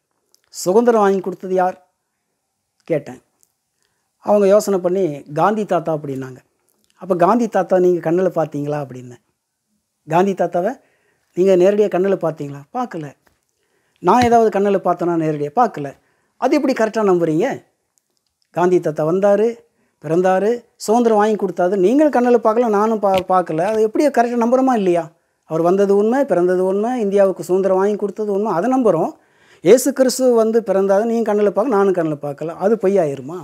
அவர் வந்தது உண்மை, இயேசு கிறிஸ்து வந்தது உண்மை, சிலுவையில் அறையப்பட்டது உண்மை, மரித்தது உண்மை, 3ஆம் நாள் உயிரோடு எழுந்தது உண்மை. அவர் பரலோகம் போயிருக்கிறார், மீண்டும் இயேசு வரப்போகிறார். பைபிள் அதான் சொல்கிறார், கடைசி நாட்களில் இதோ நான் சீக்கிரமாய் வருகிறேன், நான் வருகையில் நிலநடுக்கங்கள் ஏற்படும், பூமி அதிர்ச்சிகள் ஏற்படும், கொள்ளை நோய்கள் ஏற்படும், அதாவது சுனாமி ஏற்படும், இந்த மாதிரி நாட்டுக்கு நாடு யுத்தங்கள் ஏற்படும் சொன்னார். அந்த வசனம் நிறைவேறுது. வானம் பூமி ஒளிந்து போனாலும் என் வார்த்தைகள் ஒருபோதும் ஒளிவதில்லைங்கிறார். ஆனால் நான் சீக்கிரமாக வருவேன் அப்படிங்கிறார். சிலர் நினைக்கிறாங்க அவர் எப்போ வர்றாரு, என்னைக்கு வர்றாருன்னு சொல்லி அவங்க நினைக்கிறாங்க. அது எப்படின்னா, ஒரு சின்ன உதாரணம், ஒரு கடல் இருக்குதுன்னு வச்சிங்களேன், கடல் ஓரத்தில் மனிதர்கள் குடியிருக்கிறாங்க. அது குடியிருக்கும்போது அலைகள் வந்து கொஞ்சம் கொஞ்சமாக அப்படி வருது, அலைகள் அடிச்சுட்டு வந்து மறுபடியும் அங்கே போயிடுது, அந்த அலைகள் அப்படியே மொல்லமாக வந்து அப்படியே போயிடுது. அவங்க என்ன நினைக்கிறாங்க, இந்த அலை எங்கே வரப்போகுது, எப்படி வரப்போகுது சொல்லி அவங்க நினச்சிட்டு இருந்தாங்க. ஆனால் அந்த அலைகள் கொஞ்சம் தூரம் வந்துகிட்டே இருந்துச்சு. ஆனால் நடந்த சம்பவம் என்ன, திடீர்னு பார்த்திங்கன்னா ஒரு நாள் அந்த அலை பெரிய அலையாக மாறி சுனாமியாக ஏற்பட்டு, முதல் அலையில் சுனாமியை வந்து 1,00,000 பேர் தண்ணியில் போயிட்டாங்க. தெரியுங்களா? உங்களுக்கே தெரியும் இல்லைங்களா? அப்போ இது வராதுன்னு சொல்லி தான் நினச்சாங்க. ஆனால் நடந்த சம்பவம் என்ன, அங்கேருந்து ஒரு அலை வந்துச்சு, பெரிய சுனாமியாக வந்துச்சு, 1,00,000 பேர் தண்ணிக்குள்ளே போயிட்டாங்க இல்லைங்களா? அதே போல் தான் எதிர்பாராமல் எப்படி இந்த சுனாமி வந்துச்சோ, அதே மாதிரி ஆண்டவராக இயேசு கிறிஸ்து எதிர்பாராமல் ஒரு நாள் இந்த பூமிக்கு வருவார். ஒரு நாள் ஆண்டவர் இயேசு கிறிஸ்து வருவார். அப்பொழுது ஜனங்கள் எல்லாரும் கண்டு புலம்புவார்கள். வெளிப்படுத்தின விசேஷம் 1:7 சொல்கிறார், இதோ மேகங்களுடனே வருகிறார், கண்கள் யாவும் அவரை காணும், அவரை குத்தினவர்களும் அவரை காண்பார்கள், பூமியின் கோத்திரத்தார் எல்லாரும் அவரை பார்த்து புலம்புவார்கள், அப்படியே ஆகும் என்று சொல்கிறார். அப்போது இயேசு கிறிஸ்து மேகங்களுடனே இறங்கி வரப்போவார். அப்போ ஆண்டவர் இயேசு வந்தார், மரியார் வயிற்றில் பிறந்தார், நமக்காக எல்லாரும் மரித்தோரை எழுப்பினார், வியாதிகளை சுகமாக்கினார், குஷ்டரோகங்களை சுகப்படுத்தினார், ஊமையர்கள் பேச செய்தார், எவ்வளோ அற்புதம் செய்தார், மரித்தவர்களை உயிரோடு எழுப்பினார் தேவன். அப்பேற்பட்ட தேவன் அவர் மீண்டுமாக வரப்போகிறார். பிரியமானவர்களே, அதாவது இந்த பூமியில் நம்ம பூமி நடுசன்றில் இருக்கிறோம். மேலே என்ன இருக்குது தெரியுங்களா? வானாதி வானத்துக்கு மேலே சொர்க்கம் பரலோகராஜ்யம் இருக்குது. அல்லேலூயா! வானாதி வானத்துக்கு மேலே பரலோகராஜ்யம் இருக்கிறது. இந்த பூமிக்கு பாதாளத்துக்கு கீழே நரகம் இருக்குது. நம்ம நடு சென்டரில் இருக்கிறோம். நல்லா நினச்சி பாருங்கள், நடு சென்டரில் இருக்கிறோம். ஆனால் ஆண்டவராக இயேசு கிறிஸ்து சொல்கிறார், மனம் திரும்புங்கள், பரலோகராஜ்யம் ஆயத்தமாக இருக்கிறது. இந்த பூமியில் ஒரு மனுஷன் மனம் திரும்பி ஆண்டவர் சொந்த இரட்சகராக ஏற்றுக்கொள்ளும் பொழுது தான் நம்ம எங்கே போக முடியும், பரலோகராஜ்யத்துக்கு, மோட்சத்துக்கு போக முடியும். அங்கே நித்தியமாக அவரோடு கூட வாழ முடியும். பிரியமானவர்களே, ஆனால் நரகம் என்பது நெருப்பு கடல், அங்கே போயிடக்கூடாது. அதுக்காக தான் இயேசு கிறிஸ்து ஒவ்வொருவருக்காக ரத்தம் சிந்தினார், ஒவ்வொருவருக்காக ஜீவனை விட்டார், ஒவ்வொருவருக்காக கடை சொட்டு வரைக்கும் ரத்தம் சிந்திருக்கிற தேவன். நீங்களே ஆண்டவரை விசுவாசியுங்கள். முடிந்தால் வாரம் ஒரு முறை நீங்கள் தேவனுடைய ஆலயத்துக்கூட கலந்து செல்லுங்கள். கர்த்தர் உங்களை அற்புதம் செய்வார் இல்லைங்களா? நான் ஒரு இந்து குடும்பத்தில் பிறந்தேன், மந்திரவாதி குடும்பம். இயேசுன்னா எங்களுக்கு பிடிக்காமல் வாழ்ந்து இருந்தவங்க. நாங்களே ஆண்டவரை இயேசு சொந்த இரட்சகராக ஏற்றுக்கொண்டு அவரே நம்ம என்ன செய்துட்ருக்குறோம், தொழுது கொண்டிருக்கிறோங்கன்னா நினச்சி பாருங்கள். இப்படி இருக்க பிரியமானவர்களே, நீங்கள் யாராக இருந்தாலும் சரி, தேவன் எல்லாருக்கும் அவர் எல்லாரையும் நேசிக்கிறார், எல்லாரையும் ஆண்டவர் நேசிக்கிறார் இல்லைங்களா? இயேசு கிறிஸ்து கிறிஸ்தவங்களுக்கு மாத்திரம் நேசிக்கிறார், எல்லார் மீது அன்புள்ளவர், எல்லாருக்காக சிலுவையில் அவர் மரித்தவர், எல்லாருக்காக ரத்தம் சிந்தினவர், எல்லாருக்காக தன் ஜீவனை கொடுத்தவர், பாவிகளே ரட்சிக்க இயேசு இந்த உலகத்தில் கடந்து வந்தவர். அப்பேற்பட்ட ஒரு தேவன். பிரியமானவர்களே, ஒரு கோரஸ் மட்டும் பாடி உங்கள் மத்தியில் நான் பாட விரும்புகிறேன். இன்னொரு கோரஸ் இருக்குது. நீ தேடும் நிம்மதி இயேசுவிடம் உண்டு, நீ நாடும் விடுதலை அவரிடமே உண்டு. நீ தேடும் நிம்மதி இயேசுவிடம் உண்டு, நீ நாடும் விடுதலை அவரிடமே உண்டு. மனிதானே மனம் திரும்பு, மனிதானே மனம் திரும்பு, மனிதானே மனம் திரும்பு, மனிதானே மனம் திரும்பு. நீ தேடும் நிம்மதி இயேசுவிடம் உண்டு, நீ நாடும் விடுதலை அவரிடமே உண்டு. எத்தனையோ சிலைகள் உண்டு உலகத்திலே, அத்தனையும் உண்மையிலே தெய்வமில்லே. எத்தனையோ சிலைகள் உண்டு உலகத்திலே, அத்தனையும் உண்மையிலே தெய்வமில்லே. நீ கல்லு மண்ணு மரமும் வைத்து வணங்கையிலே, கடைசி வரை கை உனக்கு கொடுப்பதில்லை. மனிதானே மனம் திரும்பு, மனிதானே மனம் திரும்பு. சாராயத்தை குடிச்சு பார்த்தோம் நிம்மதி நிம்மதி இல்லை, உனக்கு பீர் பிராந்தி குடிச்சு பார்த்து நிம்மதி இல்லை. சாராயத்தை குடிச்சு பார்த்து நிம்மதி இல்லை, உனக்கு பீர் பிராந்தி குடிச்சு பார்த்து நிம்மதி இல்லை. நீ பீடி சுருட்டு குடிச்சு பார்த்து நிம்மதி இல்லை, நீ பீடி சுருட்டு குடிச்சு பார்த்து நிம்மதி இல்லை. சினிமாவுக்கு போய் பார்த்து நிம்மதி இல்லை, நீ சினிமாவுக்கு போய் பார்த்து நிம்மதி இல்லை. மனிதானே மனந்திரும்பு, மனிதானே மனந்திரும்பு, நீ தேடும் நிம்மதி இயேசுவிடம் உண்டு, நீ நாடும் விடுதலை அவரிடமே உண்டு. நீ தேடும் நிம்மதி இயேசுவிடம் மாத்திரம்தான் உண்டு. இன்றைக்கி நிறைய இடத்துல என்னாச்சுங்க, அதாவது சாராயத்தை குடித்தா நிம்மதி வருமா, பிராந்தி குடித்தா சமாதானம் வருமா? இல்லை, அதனால் கலவரம் தான் வரும், பிரச்சனை தான் வரும் குடும்பத்தில். பாருங்கள், ஒரு நாட்கள் முன்பாக எங்களுடைய சொந்தக்காரர் தான், அவங்க மத்தியில் ஒரு டைம் ஒரு சகோதரனை போய் பார்த்தேன். ஆண்டவர் பற்றி சொன்னேன். ஆண்டவர் பற்றி, தம்பி ஏசப்பா அவங்க நேசிக்கிறார், ஆண்டவர் இயேசு கிறிஸ்து விசுவாசிங்க, இந்த மதுபானம்லாம் வேணாம், டெய்லி நீங்கள் குடிச்சிட்டே இருக்கிறீங்களே, இதனால் என்ன பிரயோஜனம், அதெல்லாம் வேணாம் விட்டுருங்க அப்படின்னு. இல்லை, இது என்னால் குடிக்காமல் இருக்கவே முடியாது, இது குடிச்சிட்டே இருந்தீங்கன்னா அது பிரச்சனை தான், உங்களுக்கு சமாதானம் கிடைக்காது அப்படின்னு. ஆண்டவர் இயேசு கிறிஸ்து விசுவாசிங்க, அந்த பாவ பழக்கத்தை, அந்த குடி பழக்கத்தை விட்டுருங்க அப்படின்னு. ஆனால் அந்த சகோதரன் கேட்கல. நீங்கள் என்ன சொல்கிறது, நான் என்ன கேட்குறது, அப்படி எங்களுக்கு 1000 தெய்வம் இருக்குது அப்படின்னு சொல்லிட்டாங்க. சரிப்பா, உன்னுடைய விருப்பம் பண்ணிட்டு நடந்த சம்பவம் என்ன தெரியுங்களா? ஆனால் அந்த சகோதரன் நேராக போய் பிராந்தி கடைக்கு போய் டெய்லி குடிச்சிட்டே வருவாப்பில். மறுபடியும் ஒரு நாட்கள் குடிச்சிட்டு வந்து ரொம்ப போதை ஆகி போச்சு. இந்த போதை ஆனதுமே நேராக வந்ததுமே குடும்பத்தில் ஒரு சண்டை ஏற்பட்டது. அந்த சண்டை ஏற்பட்டதுமே, அதான் அந்த போதையில் என்ன பண்ணிட்டான் அப்படின்னா, அந்த கடப்பாரை எடுத்து அப்படியே மனைவி மேலே டப்புன்னு அப்படியே போட்டு சடார்னு குத்தி 2-3 இதை அடித்து கடைசியில் அந்த மனைவி இறந்து போச்சு. அவங்களுக்கு 5 பிள்ளைங்க, 5 பசங்க 2-3, பெண் பிள்ளைங்க 2, 5 பிள்ளைங்களும் நடுத்தரில் நிற்குது பாருங்கள். அந்த பொம்பளை இறந்து போச்சு. ஆனால் இவனையும் ஜெயிலில் போலீஸ்காரங்க பிடிச்சிட்டு போயிட்டாங்க, ஜெயிலில் போட்டாங்க. இப்போ அந்த குழந்தைங்க தான் அனாதையாக நிற்குது. 5 குழந்தைங்க, 5 பிள்ளைங்க. பாருங்கள், இந்த குடிப்பழக்கம் எங்கே கொண்டு போய் விட்டுச்சு. இன்றைக்கி மக்கள் எல்லாத்தையும் நினைக்கிறாங்களா? நீங்கள் பாருங்கள், எல்லாம் குடிக்க ஆரம்பிச்சிட்டாங்க. உலகமே எல்லாம் குடிக்க ஆரம்பிச்சிட்டாங்க. மூலையில் பிராந்தி கடை இல்லைங்களா? இந்த பிராந்தி கடைலாம் ஆம்பளைங்க குடிக்கிறாங்க, பொம்பளைங்க குடிக்கிறாங்க, படிக்கிற காலேஜ் பிள்ளைங்க குடிக்கிறாங்க, படிக்கிற பசங்க குடிக்கிறாங்க, சின்ன பசங்கள்லாம் குடிக்கிறாங்க, வாத்தியார் குடிக்கிறாங்க. குடித்து என்ன ஆகுறது பாருங்கள். குடிச்சிட்டு வண்டி ஓட்டுறாங்க. வண்டி ஓட்டும்போது என்ன ஆகுது? ஆக்சிடெண்ட். ஏன் ஆக்சிடெண்ட் அதிகமாக ஆகுது? இதுதான், லாரிக்காரங்களாம் ஓட்டுறாங்க, சாராயம் பிராந்தி குடிச்சிட்டு ஓட்டுறாங்க. என்ன ஆகுது? ஆக்சிடெண்ட்டாக நிறைய இடத்துல ஆக்சிடெண்ட் நடக்குதா இல்லைங்களா? எதனால் நடக்குது? குடிச்சிட்டு ஓட்டுறதுனால தான். அந்த பாவத்திலேருந்து விடுதலை ஆக்குங்கன்னு சொல்கிறார். குமாரன் இயேசு விடுதலை ஆக்கினால் மெய்யாக விடுதலை ஆவீர்கள் சொல்கிறார். ஆண்டவர் சொன்னார் ஒரு டைம், தம்பி நீ இது குடிக்காத, இந்த சாராயம் குடி, பீர் பிராந்தி குடிக்காதன்னு சொன்னான். கேட்கல. என்னப்பா சொல்கிறது, நான் என்ன கேட்குறேன்னு சொல்லி அவங்க பிராந்தி குடித்தாங்க. என்னாச்சுங்க? குடும்பமே போச்சு. அந்த மனைவி இறந்து போச்சு, அவனுக்கும் ஜெயிலில் போட்டாங்க, பிள்ளைங்க அனாதையாக இருக்குது. இந்த குடிப்பழக்கத்தை எத்தனை குடும்பம் கெட்டு போச்சு பாருங்கள். எத்தனை குடும்பம் சீரழிஞ்சிருக்கு. எத்தனை இடத்துல ஆக்ஷன் நடக்குது, எத்தனை இடத்துல வெட்டு குத்து நடக்குது, எத்தனை இடத்துல கலவரம் நடக்குது, எத்தனை இடத்துல சண்டைகள் நடக்குது, எத்தனை இடத்துல ரவுடிகள் பெருகுகிறார்கள். இது மூலையில் பிராந்தி கடைகள் மார்க்கெட்டு மாதிரி பெருகி போச்சு இந்தியாவில். இது தேவையான காரியமா? இல்லை, நாடு கெட்டு போனது அதுதான். நீ பணம் வந்தால் போதும்னு நினைக்கிறாங்க மக்கள். பெரிய இடத்துல அதிகாரிங்க என்ன நினைக்கிறாங்க? பணம் வந்தால் போதும் ஐயா, கவர்மெண்ட்டில் பணம் வந்தால் போதும். யார் எந்த குடும்பம் என்ன கெட்டு போனால் நமக்கு என்ன, எந்த வண்டி எங்கே ஆக்சிடென்ட் குடிச்சிட்டு ஓட்டினா நமக்கு என்ன, பணம் வந்தால் போதும்னு நினைக்கிறாங்க. பணமாக முக்கியம்? மனுஷனுடைய உயிர் தான் முக்கியம். மனுஷன் உலகம் முழுவதும் ஆதாயப்படுத்தி ஒரு ஆத்மா நஷ்டம் பண்ணால் அதுக்கு ஈடாகுமா?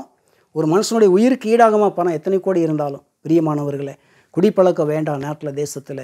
சாராயம் எப்போ இதெல்லாம் ஆஃப் பண்ணுறாங்களோ, இது எப்போ ஸ்ட்ரைக் பண்ணுறாங்களோ அப்போ தான் நாடு என்ன ஆகும்? சமாதானமான நாடாக இருக்கும், சந்தோஷமான நாடாக இருக்கும், நிம்மதியான நாடாக இருக்கும், எல்லாமே அன்பாக இருப்பாங்க. இன்றைக்கி ஏன் நினச்ச இடத்துல என்ன நடக்குதுங்க?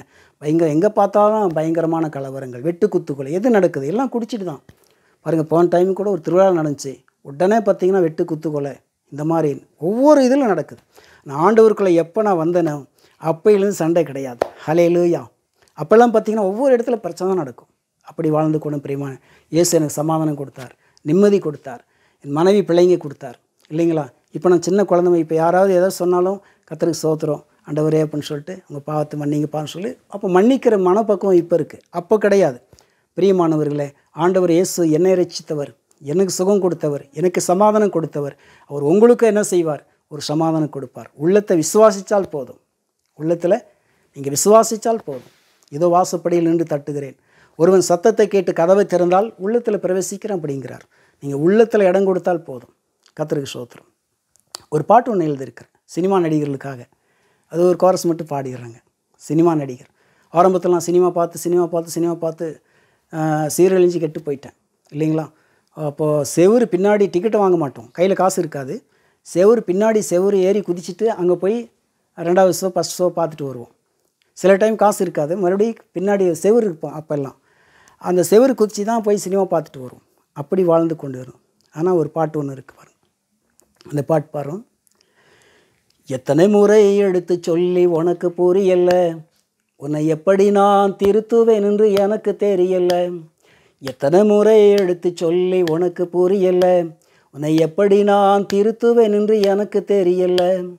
இயேசுதான் தெய்வம் என்று உனக்கு புரியல, இயேசுதான் தெய்வம் என்று உனக்கு புரியல. உன்னை படைச்சவர் கர்த்தர் என்று உனக்கு தெரியல, உன்னை படைச்சவர் கர்த்தர் என்று உனக்கு தெரியல. எத்தனை முறை எடுத்து சொல்லி உனக்கு புரியல, உன்னை எப்படி நான் திருத்துவேன் என்று எனக்கு தெரியல.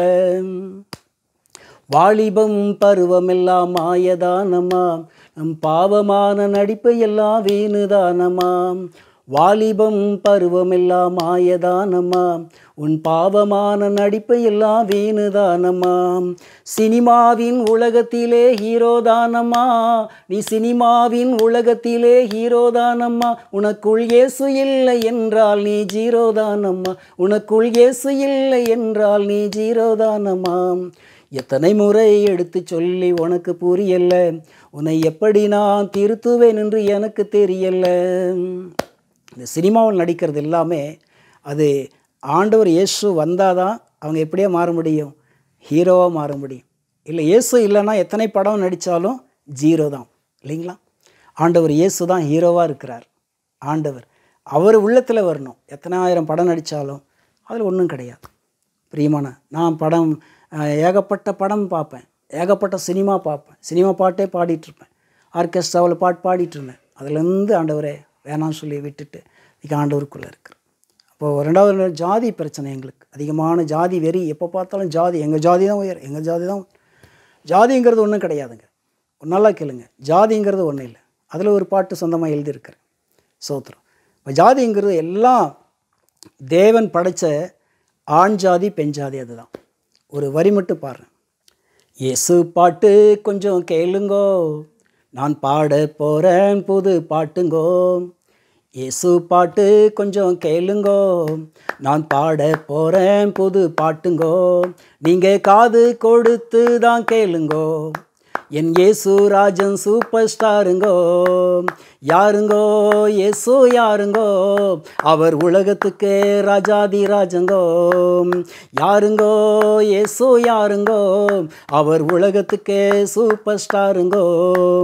இயேசு பாட்டு கொஞ்சம் கேளுங்கோ, நான் பாட போகிறேன் புது பாட்டுங்கோ. உனக்காக எனக்காக ஜீவன் தந்தது யாருங்கோ, உன் பாவம் என் பாவம் நீக்குறது யாருங்கோ. உனக்காக எனக்காக ஜீவன் தந்தது யாருங்கோ, உன் பாவம் என் பாவம் நீக்குறது யாருங்கோ. இயேசு ரத்தம் தாங்கோ, ஆட்டு ரத்தம் இல்லைங்கோ, சிலுவை ரத்தம் தாங்கோ, கோழி ரத்தம் இல்லைங்கோ. இயேசு பாட்டு கொஞ்சம் கேளுங்கோ, நான் பாட போகிறேன் புது பாட்டுங்கோ. அந்த ஜாதி இந்த ஜாதி எந்த ஜாதி இல்லைங்கோ, ஆண் ஜாதி பெண் ஜாதி 2 ஜாதி உண்மைங்கோ. அந்த ஜாதி இந்த ஜாதி எந்த ஜாதி இல்லைங்கோ, ஆண் ஜாதி பெண் ஜாதி 2 ஜாதி உண்மைங்கோ. தேவன் படைச்சதெல்லாம் ஒன்றே மனித ஜாதி தானுங்கோ. ஆயில் முடிந்த பின்னே கடைசியில் 6 அடி மண்ணு தானுங்கோ. தேவன் படைச்சதெல்லாம் ஒன்றே மனித ஜாதி தானுங்கோ. ஆயில் முடிஞ்ச பின்னே கடைசியில் 6 அடி மண்ணு தானுங்கோ. இயேசு பாட்டு கொஞ்சம் கேளுங்கோ, நான் பாட போகிறேன் புது பாட்டுங்கோ, நீங்கள் காது கொடுத்து தான் கேளுங்கோ, என் இயேசு ராஜன் சூப்பர் ஸ்டாருங்கோ. பிரியமானவர்களே, கோழி ரத்தத்தினால மனுஷனுடைய பாவத்திலிருந்து விடுதலை கிடையாது. ஆட்டு ரத்தத்தினால பாவத்திலிருந்து விடுதலை கிடையாது. நாங்கள் ஆடு மாடு கோழியெல்லாம் கொண்டு வருவோம், அது ரத்தத்தை சிந்துவோம் இல்லைங்களா. அந்த இடத்துல ஒரு வீட்டில் ஒரு கோழி, ஒரு வீட்டில் ஆடு, ஒரு வீட்டில் மாடு, இப்படிலாம் நான் வாங்குவோம். அது ரத்தம் காவு கொடுப்போம். அதுதான் இதில் தான் உன் பாவம் போச்சு, உன்னுடைய சாவம் போச்சு, செய்வனை போச்சு, எல்லாம் மந்திரமெல்லாம் அது போயிடுச்சு அப்படின்னு சொல்லுவோம். அதில் கிடையாது. ஆனால் இயேசு வேதம் சொல்லுகிறது, இயேசு கிறிஸ்து ரத்தம் சகல பாவங்களும் கழுவி நம்மை சுத்திகரிக்கும். இயேசு கிறிஸ்து ரத்தம் தான் மனுஷனுடைய பாவங்கள் போகும் வழியே. ஆனால் மனுஷனுடைய பாவங்கள் சாபங்கள் போக வேண்டுமானால் ஆட்டு ரத்தத்தினாலேயோ கோழி ரத்தத்தினால் கிடையாது. நாங்கள் எத்தனையோ கோழிகள் ஆடுகள் வாங்கி ரத்தத்தை சிந்தி இருக்கிறோம், அதில் விடுதலை கிடையாது. இயேசுக்குள்ளே எப்போ வந்தேனோ, இயேசு எனக்காக அடிக்கப்பட்டார், இயேசு எனக்காக ரத்தம் சிந்தினார், இயேசு எனக்காக என் அவர் சுமந்து கொண்டார். இயேசு ரத்தம் தான் சகல பாவங்கள் விடுதலையாக்கும். பாருங்கள், ஆரம்பத்தில் எல்லாம் என் ஜாதி தான் பெருசு, இன்றைக்கி அப்படி தானே இருக்குது. எங்கள் ஜாதி தான் பெருசு, எங்கள் ஜாதி எந்த ஜாதி தான் பெருசு, எந்த ஜாதியும் பெருசு கிடையாது. ஆனால் மனுஷன் கடைசியில் என்னதுங்க, ஜாதி ஒன்றும் கிடையாது. அந்த ஜாதி இந்த ஜாதி எந்த ஜாதி இல்லைங்கோ. ஆண் ஜாதி பெண் ஜாதி ரெண்டே ஜாதி உண்மைங்க. தேவன் படைச்சதெல்லாம் மனுஷன் ஆண் ஜாதி பெண் ஜாதி தாங்க இல்லைங்களா. ஆயில் முடிஞ்ச பின்னே கடைசியில் 6 அடி மண்ணு தானுங்க. இன்றைக்கி ஜாதின்னு சொல்கிறாங்க. ஆஸ்பத்திரியில் ஒரு சீரியஸ் ஆச்சுன்னா இந்த ரத்தத்தை எடுத்து இன்னொரு மனுஷனுக்கு கொடுக்குறாங்களா இல்லையா. அப்போ என்ன ஆச்சு ஜாதி? அப்போ என்னாச்சு ஜாதி? எந்த மனுஷனும் சரி, அந்த ஆபத்து உயிர் பிழைக்கணும், அது ஏதோ ஒரு ரத்தம் கொடுங்க, எந்த ஜாதி தான். அப்போ ஜாதி கேட்குறாங்களா? இல்லை. அப்போ ரத்தமே அவன் நம்ம சரீரத்தில் போகுதே, அப்போ ஜாதி வித்தியாசம்லாம் கிடையாது. அதே மாதிரி தான் ரத்தமே போகுது. அப்படி உங்கள் ஜாதியெல்லாம் இல்லைங்க, கிடையாதுங்க. ஆனால் மனுஷன் உன்னிடத்தில் நீ அன்பு கூறுவதில் பிற இடத்துல அன்பு கூறுவையாக. தேவன் படைத்தார். அவர் ஆதியில் தேவன் மனுஷனை மண்ணில் எடுத்து மனுஷனை உண்டாக்கி ஜீவ சுவாசத்தை நாசியில் ஊதினார். மனுஷன் ஜீவாத்துமாவானான் இல்லைங்களா. ஆண்டவர் படைச்சலாம் மனித ஜாதி இல்லைங்களா, ஆண் ஜாதி பெண் ஜாதி இல்லைங்களா. அன்பு இதுதான் தேவன் என்ன செய்தார், சுட்டி காட்டுறார். பிரியமானவர்களே, ஆண்டவராக இயேசுவிடத்தில் அன்பு கூறுங்கள்.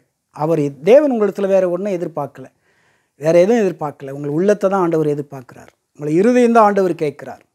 மகனே மகளே, உன் இருதயத்தை எனக்கு தா, உன் உள்ளத்தை எனக்கு தா அப்படின்னு சொல்லி. ஆரம்பத்தில் என் உள்ள ஆண்டவர் கொடுக்கல. நான் ஆரம்பத்தில் ரசிக்கப்படாத முன்னே இப்போ இயேசுவிடத்தில் வந்து என் ஆவி ஆண்டவரே உமக்கு, என் ஜீவன் உமக்கு, என்னுடைய ஆவி ஆத்மா சரீரம் ஏசப்பா உமக்கு தான் ஆண்டவரே, என் வாழ்நாளெல்லாம் உண்மையை துதிக்கிறேன், உண்மையை ஆராதிக்கிறேன், உண்மையை பின்பற்றுவேன். அப்போல்லாம் பார்த்திங்கன்னா உடம்பெல்லாம் காயப்படுத்திக்குவேன். எப்படி அளவு குத்தி இல்லைங்களா, ரத்தம் சிந்துவேன். இப்போ ஆண்டவருக்குள்ளே வந்த பிறகு அதெல்லாம் ஒரு முள்ளு குத்துற அளவு கூட ஆண்டவர் காயப்படுத்தலை. எவ்வளோ அன்பாக இருக்கிறார் பாருங்கள். அப்பா அம்மா மாதிரி நம்மளை நேசிக்கிறவர். அவர் எவ்வளோ நமக்காக நீ காயப்படுத்திக்காத, உடம்பில் காயப்படுத்திக்காத சொல்கிறார். பிரியமானவர்கள், இந்த மதுபானங்கள் வேண்டாம், இந்த மாதிரி சூழ்நிலைகள் வேண்டாம். இதெல்லாம் ஆண்டவரை விடுதலை ஆக்கினார். இந்த ஜாதி பெருமை, இந்த பிரச்சனைகள் எல்லாவற்றையும் ஆண்டவர் சுத்தமாக விடுதலை ஆக்கினார். பாருங்கள், இந்த உள்ளத்தில் பாருங்கள், பரிசுத்தமாக ஏற்பட வேண்டுமானால், இந்த பாவம் போகணுமா, நம்ம என்ன சோப்பு போட்டு எப்படி நம்ம பரிசுத்தப்படுத்துறது? ஒரு ட்ரெஸ் அழுக்காகி போகுது, சோப் போட்டு தண்ணி ஊற்றி துவைச்சி கழுவி அதை சுத்தப்படுத்துகிறோம். ஆனால் உள்ள அழுக்காகி போச்சுன்னா எந்த சோப் போட்டு தண்ணி ஊற்றி நம்ம பரிசுத்தப்படுத்துவது இல்லைங்களா. இந்த உள்ளத்தை ஆண்டவர் பரிசுத்தமாக, இந்த ஆண்டவர் இயேசு நம்ம ஏற்றுக்கொண்டால் இயேசு கிறிஸ்து ரத்தம் நம்ம உள்ளத்தை பரிசுத்தப்படுத்தும். தேவனுடைய வசனம் நம்ம உள்ளத்தை பரிசுத்தப்படுத்தும். இந்த வார்த்தை படிங்கள். தேவனுடைய வார்த்தையில் ஜீவன் உண்டு, தேவனுடைய வார்த்தையில் உயிர் உண்டு, தேவனுடைய வார்த்தையில் எனக்கு உயிர் கொடுத்தவர். நாங்களே பாருங்கள், ஆண்டவராக இயேசு கிறிஸ்து விசுவாசிக்கிறானால் நீங்கள் என்ன செய்யணும், அவரை விசுவாசிங்க. நீ விசுவாசித்தால் தேவனுடைய மகிமை காண்பாய் என்று ஆண்டவர் சொல்லியிருக்கிறார். தேவன் தம்முடைய ஒரே பேரான குமாரன் விசுவாசிக்கிறவன் எவனும் ஒருபோதும் கெட்டு போவதில்லை, அவர்களுக்கு நான் நித்திய ஜீவனை கொடுக்குறேன்னு சொன்னவர். ஏசாயா 41:10 சொல்கிறாரு, நீ பயப்படாதே, நான் உன் தேவன், நான் உன்னை பலப்படுத்தி உனக்கு சகாயம் பண்ணுவேன், என் நீதின் வலகரத்தினால் உன்னை தாங்குவேன் என்றவர் சொன்னார் இல்லைங்களா. அப்போ ஆண்டவர் கிருபையில் தேவன் எனக்கு நீதியின் வலகரத்தினால் தாங்கியிருக்கிறார். ஆபத்து காலத்தில் என்னை நோக்கி கூப்பிடு, நான் உன்னை விடுவிப்பேன், நீ என்னை மகிமைப்படுத்துவாய் என்று சொல்லியிருக்கிறார் இல்லைங்களா. அந்த ஆபத்தான நேரத்தில் இயேசுவே என்று சொல்லி நான் கூப்பிட்ட பொழுது ஆண்டவர் அற்புதம் செய்தவர். இன்றைக்கி நீங்கள் எதுவாக பிரச்சனை இருக்கலாம், எந்த பிரச்சனையாக இருக்கலாம், இயேசுவே என்று சொல்லி நீங்கள் கூப்பிடும் பொழுது உங்கள் வாழ்க்கையில் அந்த அதிசயத்தை ஆண்டவர் செய்வார். உங்களுக்கு ஒரு சமாதானத்தை கொடுப்பார், உங்கள் கண்ணீரை துடைப்பார். ஆண்டவர் உங்கள் துக்கங்களை சந்தோஷமாக மாற்றுவார். ஒருவேளை ஏதோ ஒரு போராட்டம் இருக்கலாம், ஏதோ ஒரு வேதனை இருக்கலாம், இந்த குடும்பத்தில் சமாதானம் இல்லாமல் இருக்கலாம், அல்லது குடிப்பழக்கத்தில் நீங்கள் அடிமைப்பட்டு இருக்கலாம், ஏதோ ஒரு காரியத்தில் நீங்கள் வேதனையோடு இருக்கலாம். இதுலேருந்து எனக்கு ஒரு விடுதலை இல்லாமல் இருக்குதே, எனக்கு ஒரு விடுதலை கிடையாதா, எனக்கு ஒரு சமாதானம் கிடையாதா, என் வாழ்க்கையில் ஒரு நிம்மதி வராதான்னு சொல்லி நீங்கள் எதிர்பார்த்துருக்கலாம். இயேசு எனக்கு சுகம் கொடுத்தவர், சமாதானம் கொடுத்தவர், ஆபத்துலேருந்து விடுதலை ஆக்கினவர், ஹார்ட் அட்டாக்லேருந்து விடுதலை கொடுத்தவர். நீங்கள் உங்களுக்கு ஒரு அற்புதம் நிச்சயமாக செய்வார். ஆனால் உங்கள் உள்ளத்தில் இடம் கொடுங்கள். இயேசுவேன்னு சொல்லி நீங்கள் அழைக்கும்போது, நீங்கள் இருக்கிற வீட்டில் ஏசப்பான்னு சொல்லி கூப்பிடுங்க. நிச்சயமாக ஆண்டவர் பதில் கொடுப்பார். இல்லையா, வாரம் ஒரு டைம் அருகில் சர்ச்சுக்கு போங்க, ஆண்டவர் வார்த்தையை நீங்கள் கேளுங்க. அங்கே கட்டாயமாக ஆண்டவர் இயேசு உங்களோடு பேசுவார். உங்களுக்கு ஆண்டவர் அற்புதம் சமாதானத்தை கொடுப்பார். குடிப்பழக்கத்திலிருந்து விடுதலையாக்குவார். இல்லைங்களா, ஏதோ ஒரு காரியத்தில் ஒரு பலவீனம், ஒரு வியாதி, ஒரு நோயினால் இருந்தாலும் சரி, ஆண்டவர் உங்களை குணமாக்குவார். என்னுடைய சாட்சி இது வரைக்கும் நீங்கள் கேட்டிருக்கிறீங்க. சோத்திரம். இப்படியெல்லாம் நான் வாழ்ந்து கொண்டு இருந்த என்னை ஆண்டவர் என்ன செய்திருக்கிறார், ஒரு ஊழியக்காரராக தேவன் எழுப்பியிருக்கிறார். இப்போது 30 வருஷமாக கர்த்தருடைய ஊழியம், தேவனுடைய பணியை செய்து கொண்டிருக்கிறேன். ஆண்டவருக்கு ஸ்தோத்திரம் உண்டாவதாக. பல பட்டணங்கள், கிராமங்கள், பல பகுதியில் ஜனங்கள் கேட்டு கொண்டிருக்கிறார்கள். பல அற்புதங்கள் ஆண்டவர் செய்து கொண்டிருக்கிறார். பலருக்கு ஆண்டவர் சமாதான சந்தோஷத்தை ஆண்டவர் கொடுத்துருக்கிறார். பலருக்கு தேவன் நிம்மதி கொடுத்துருக்கார். சிலருக்கு குடிப்பழக்கத்திலிருந்து விடுதலை ஆக்கியிருக்கிறார். இப்படி நிறைய ஆண்டவர் அற்புதம் இயேசு கிறிஸ்து செய்து கொண்டிருக்கிறார்.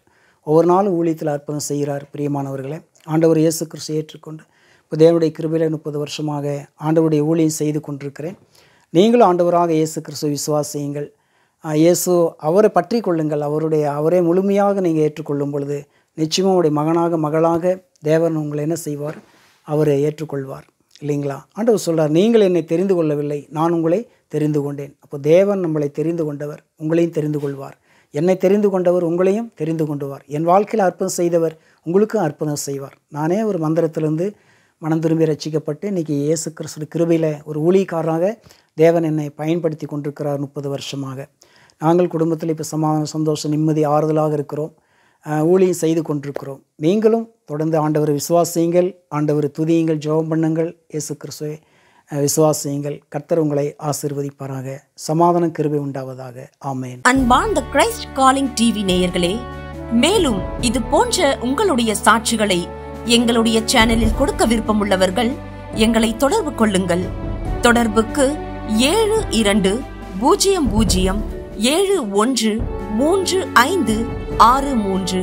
கர்த்தர் தாமே உங்களை ஆசீர்வதிப்பாராக. ஆமென்.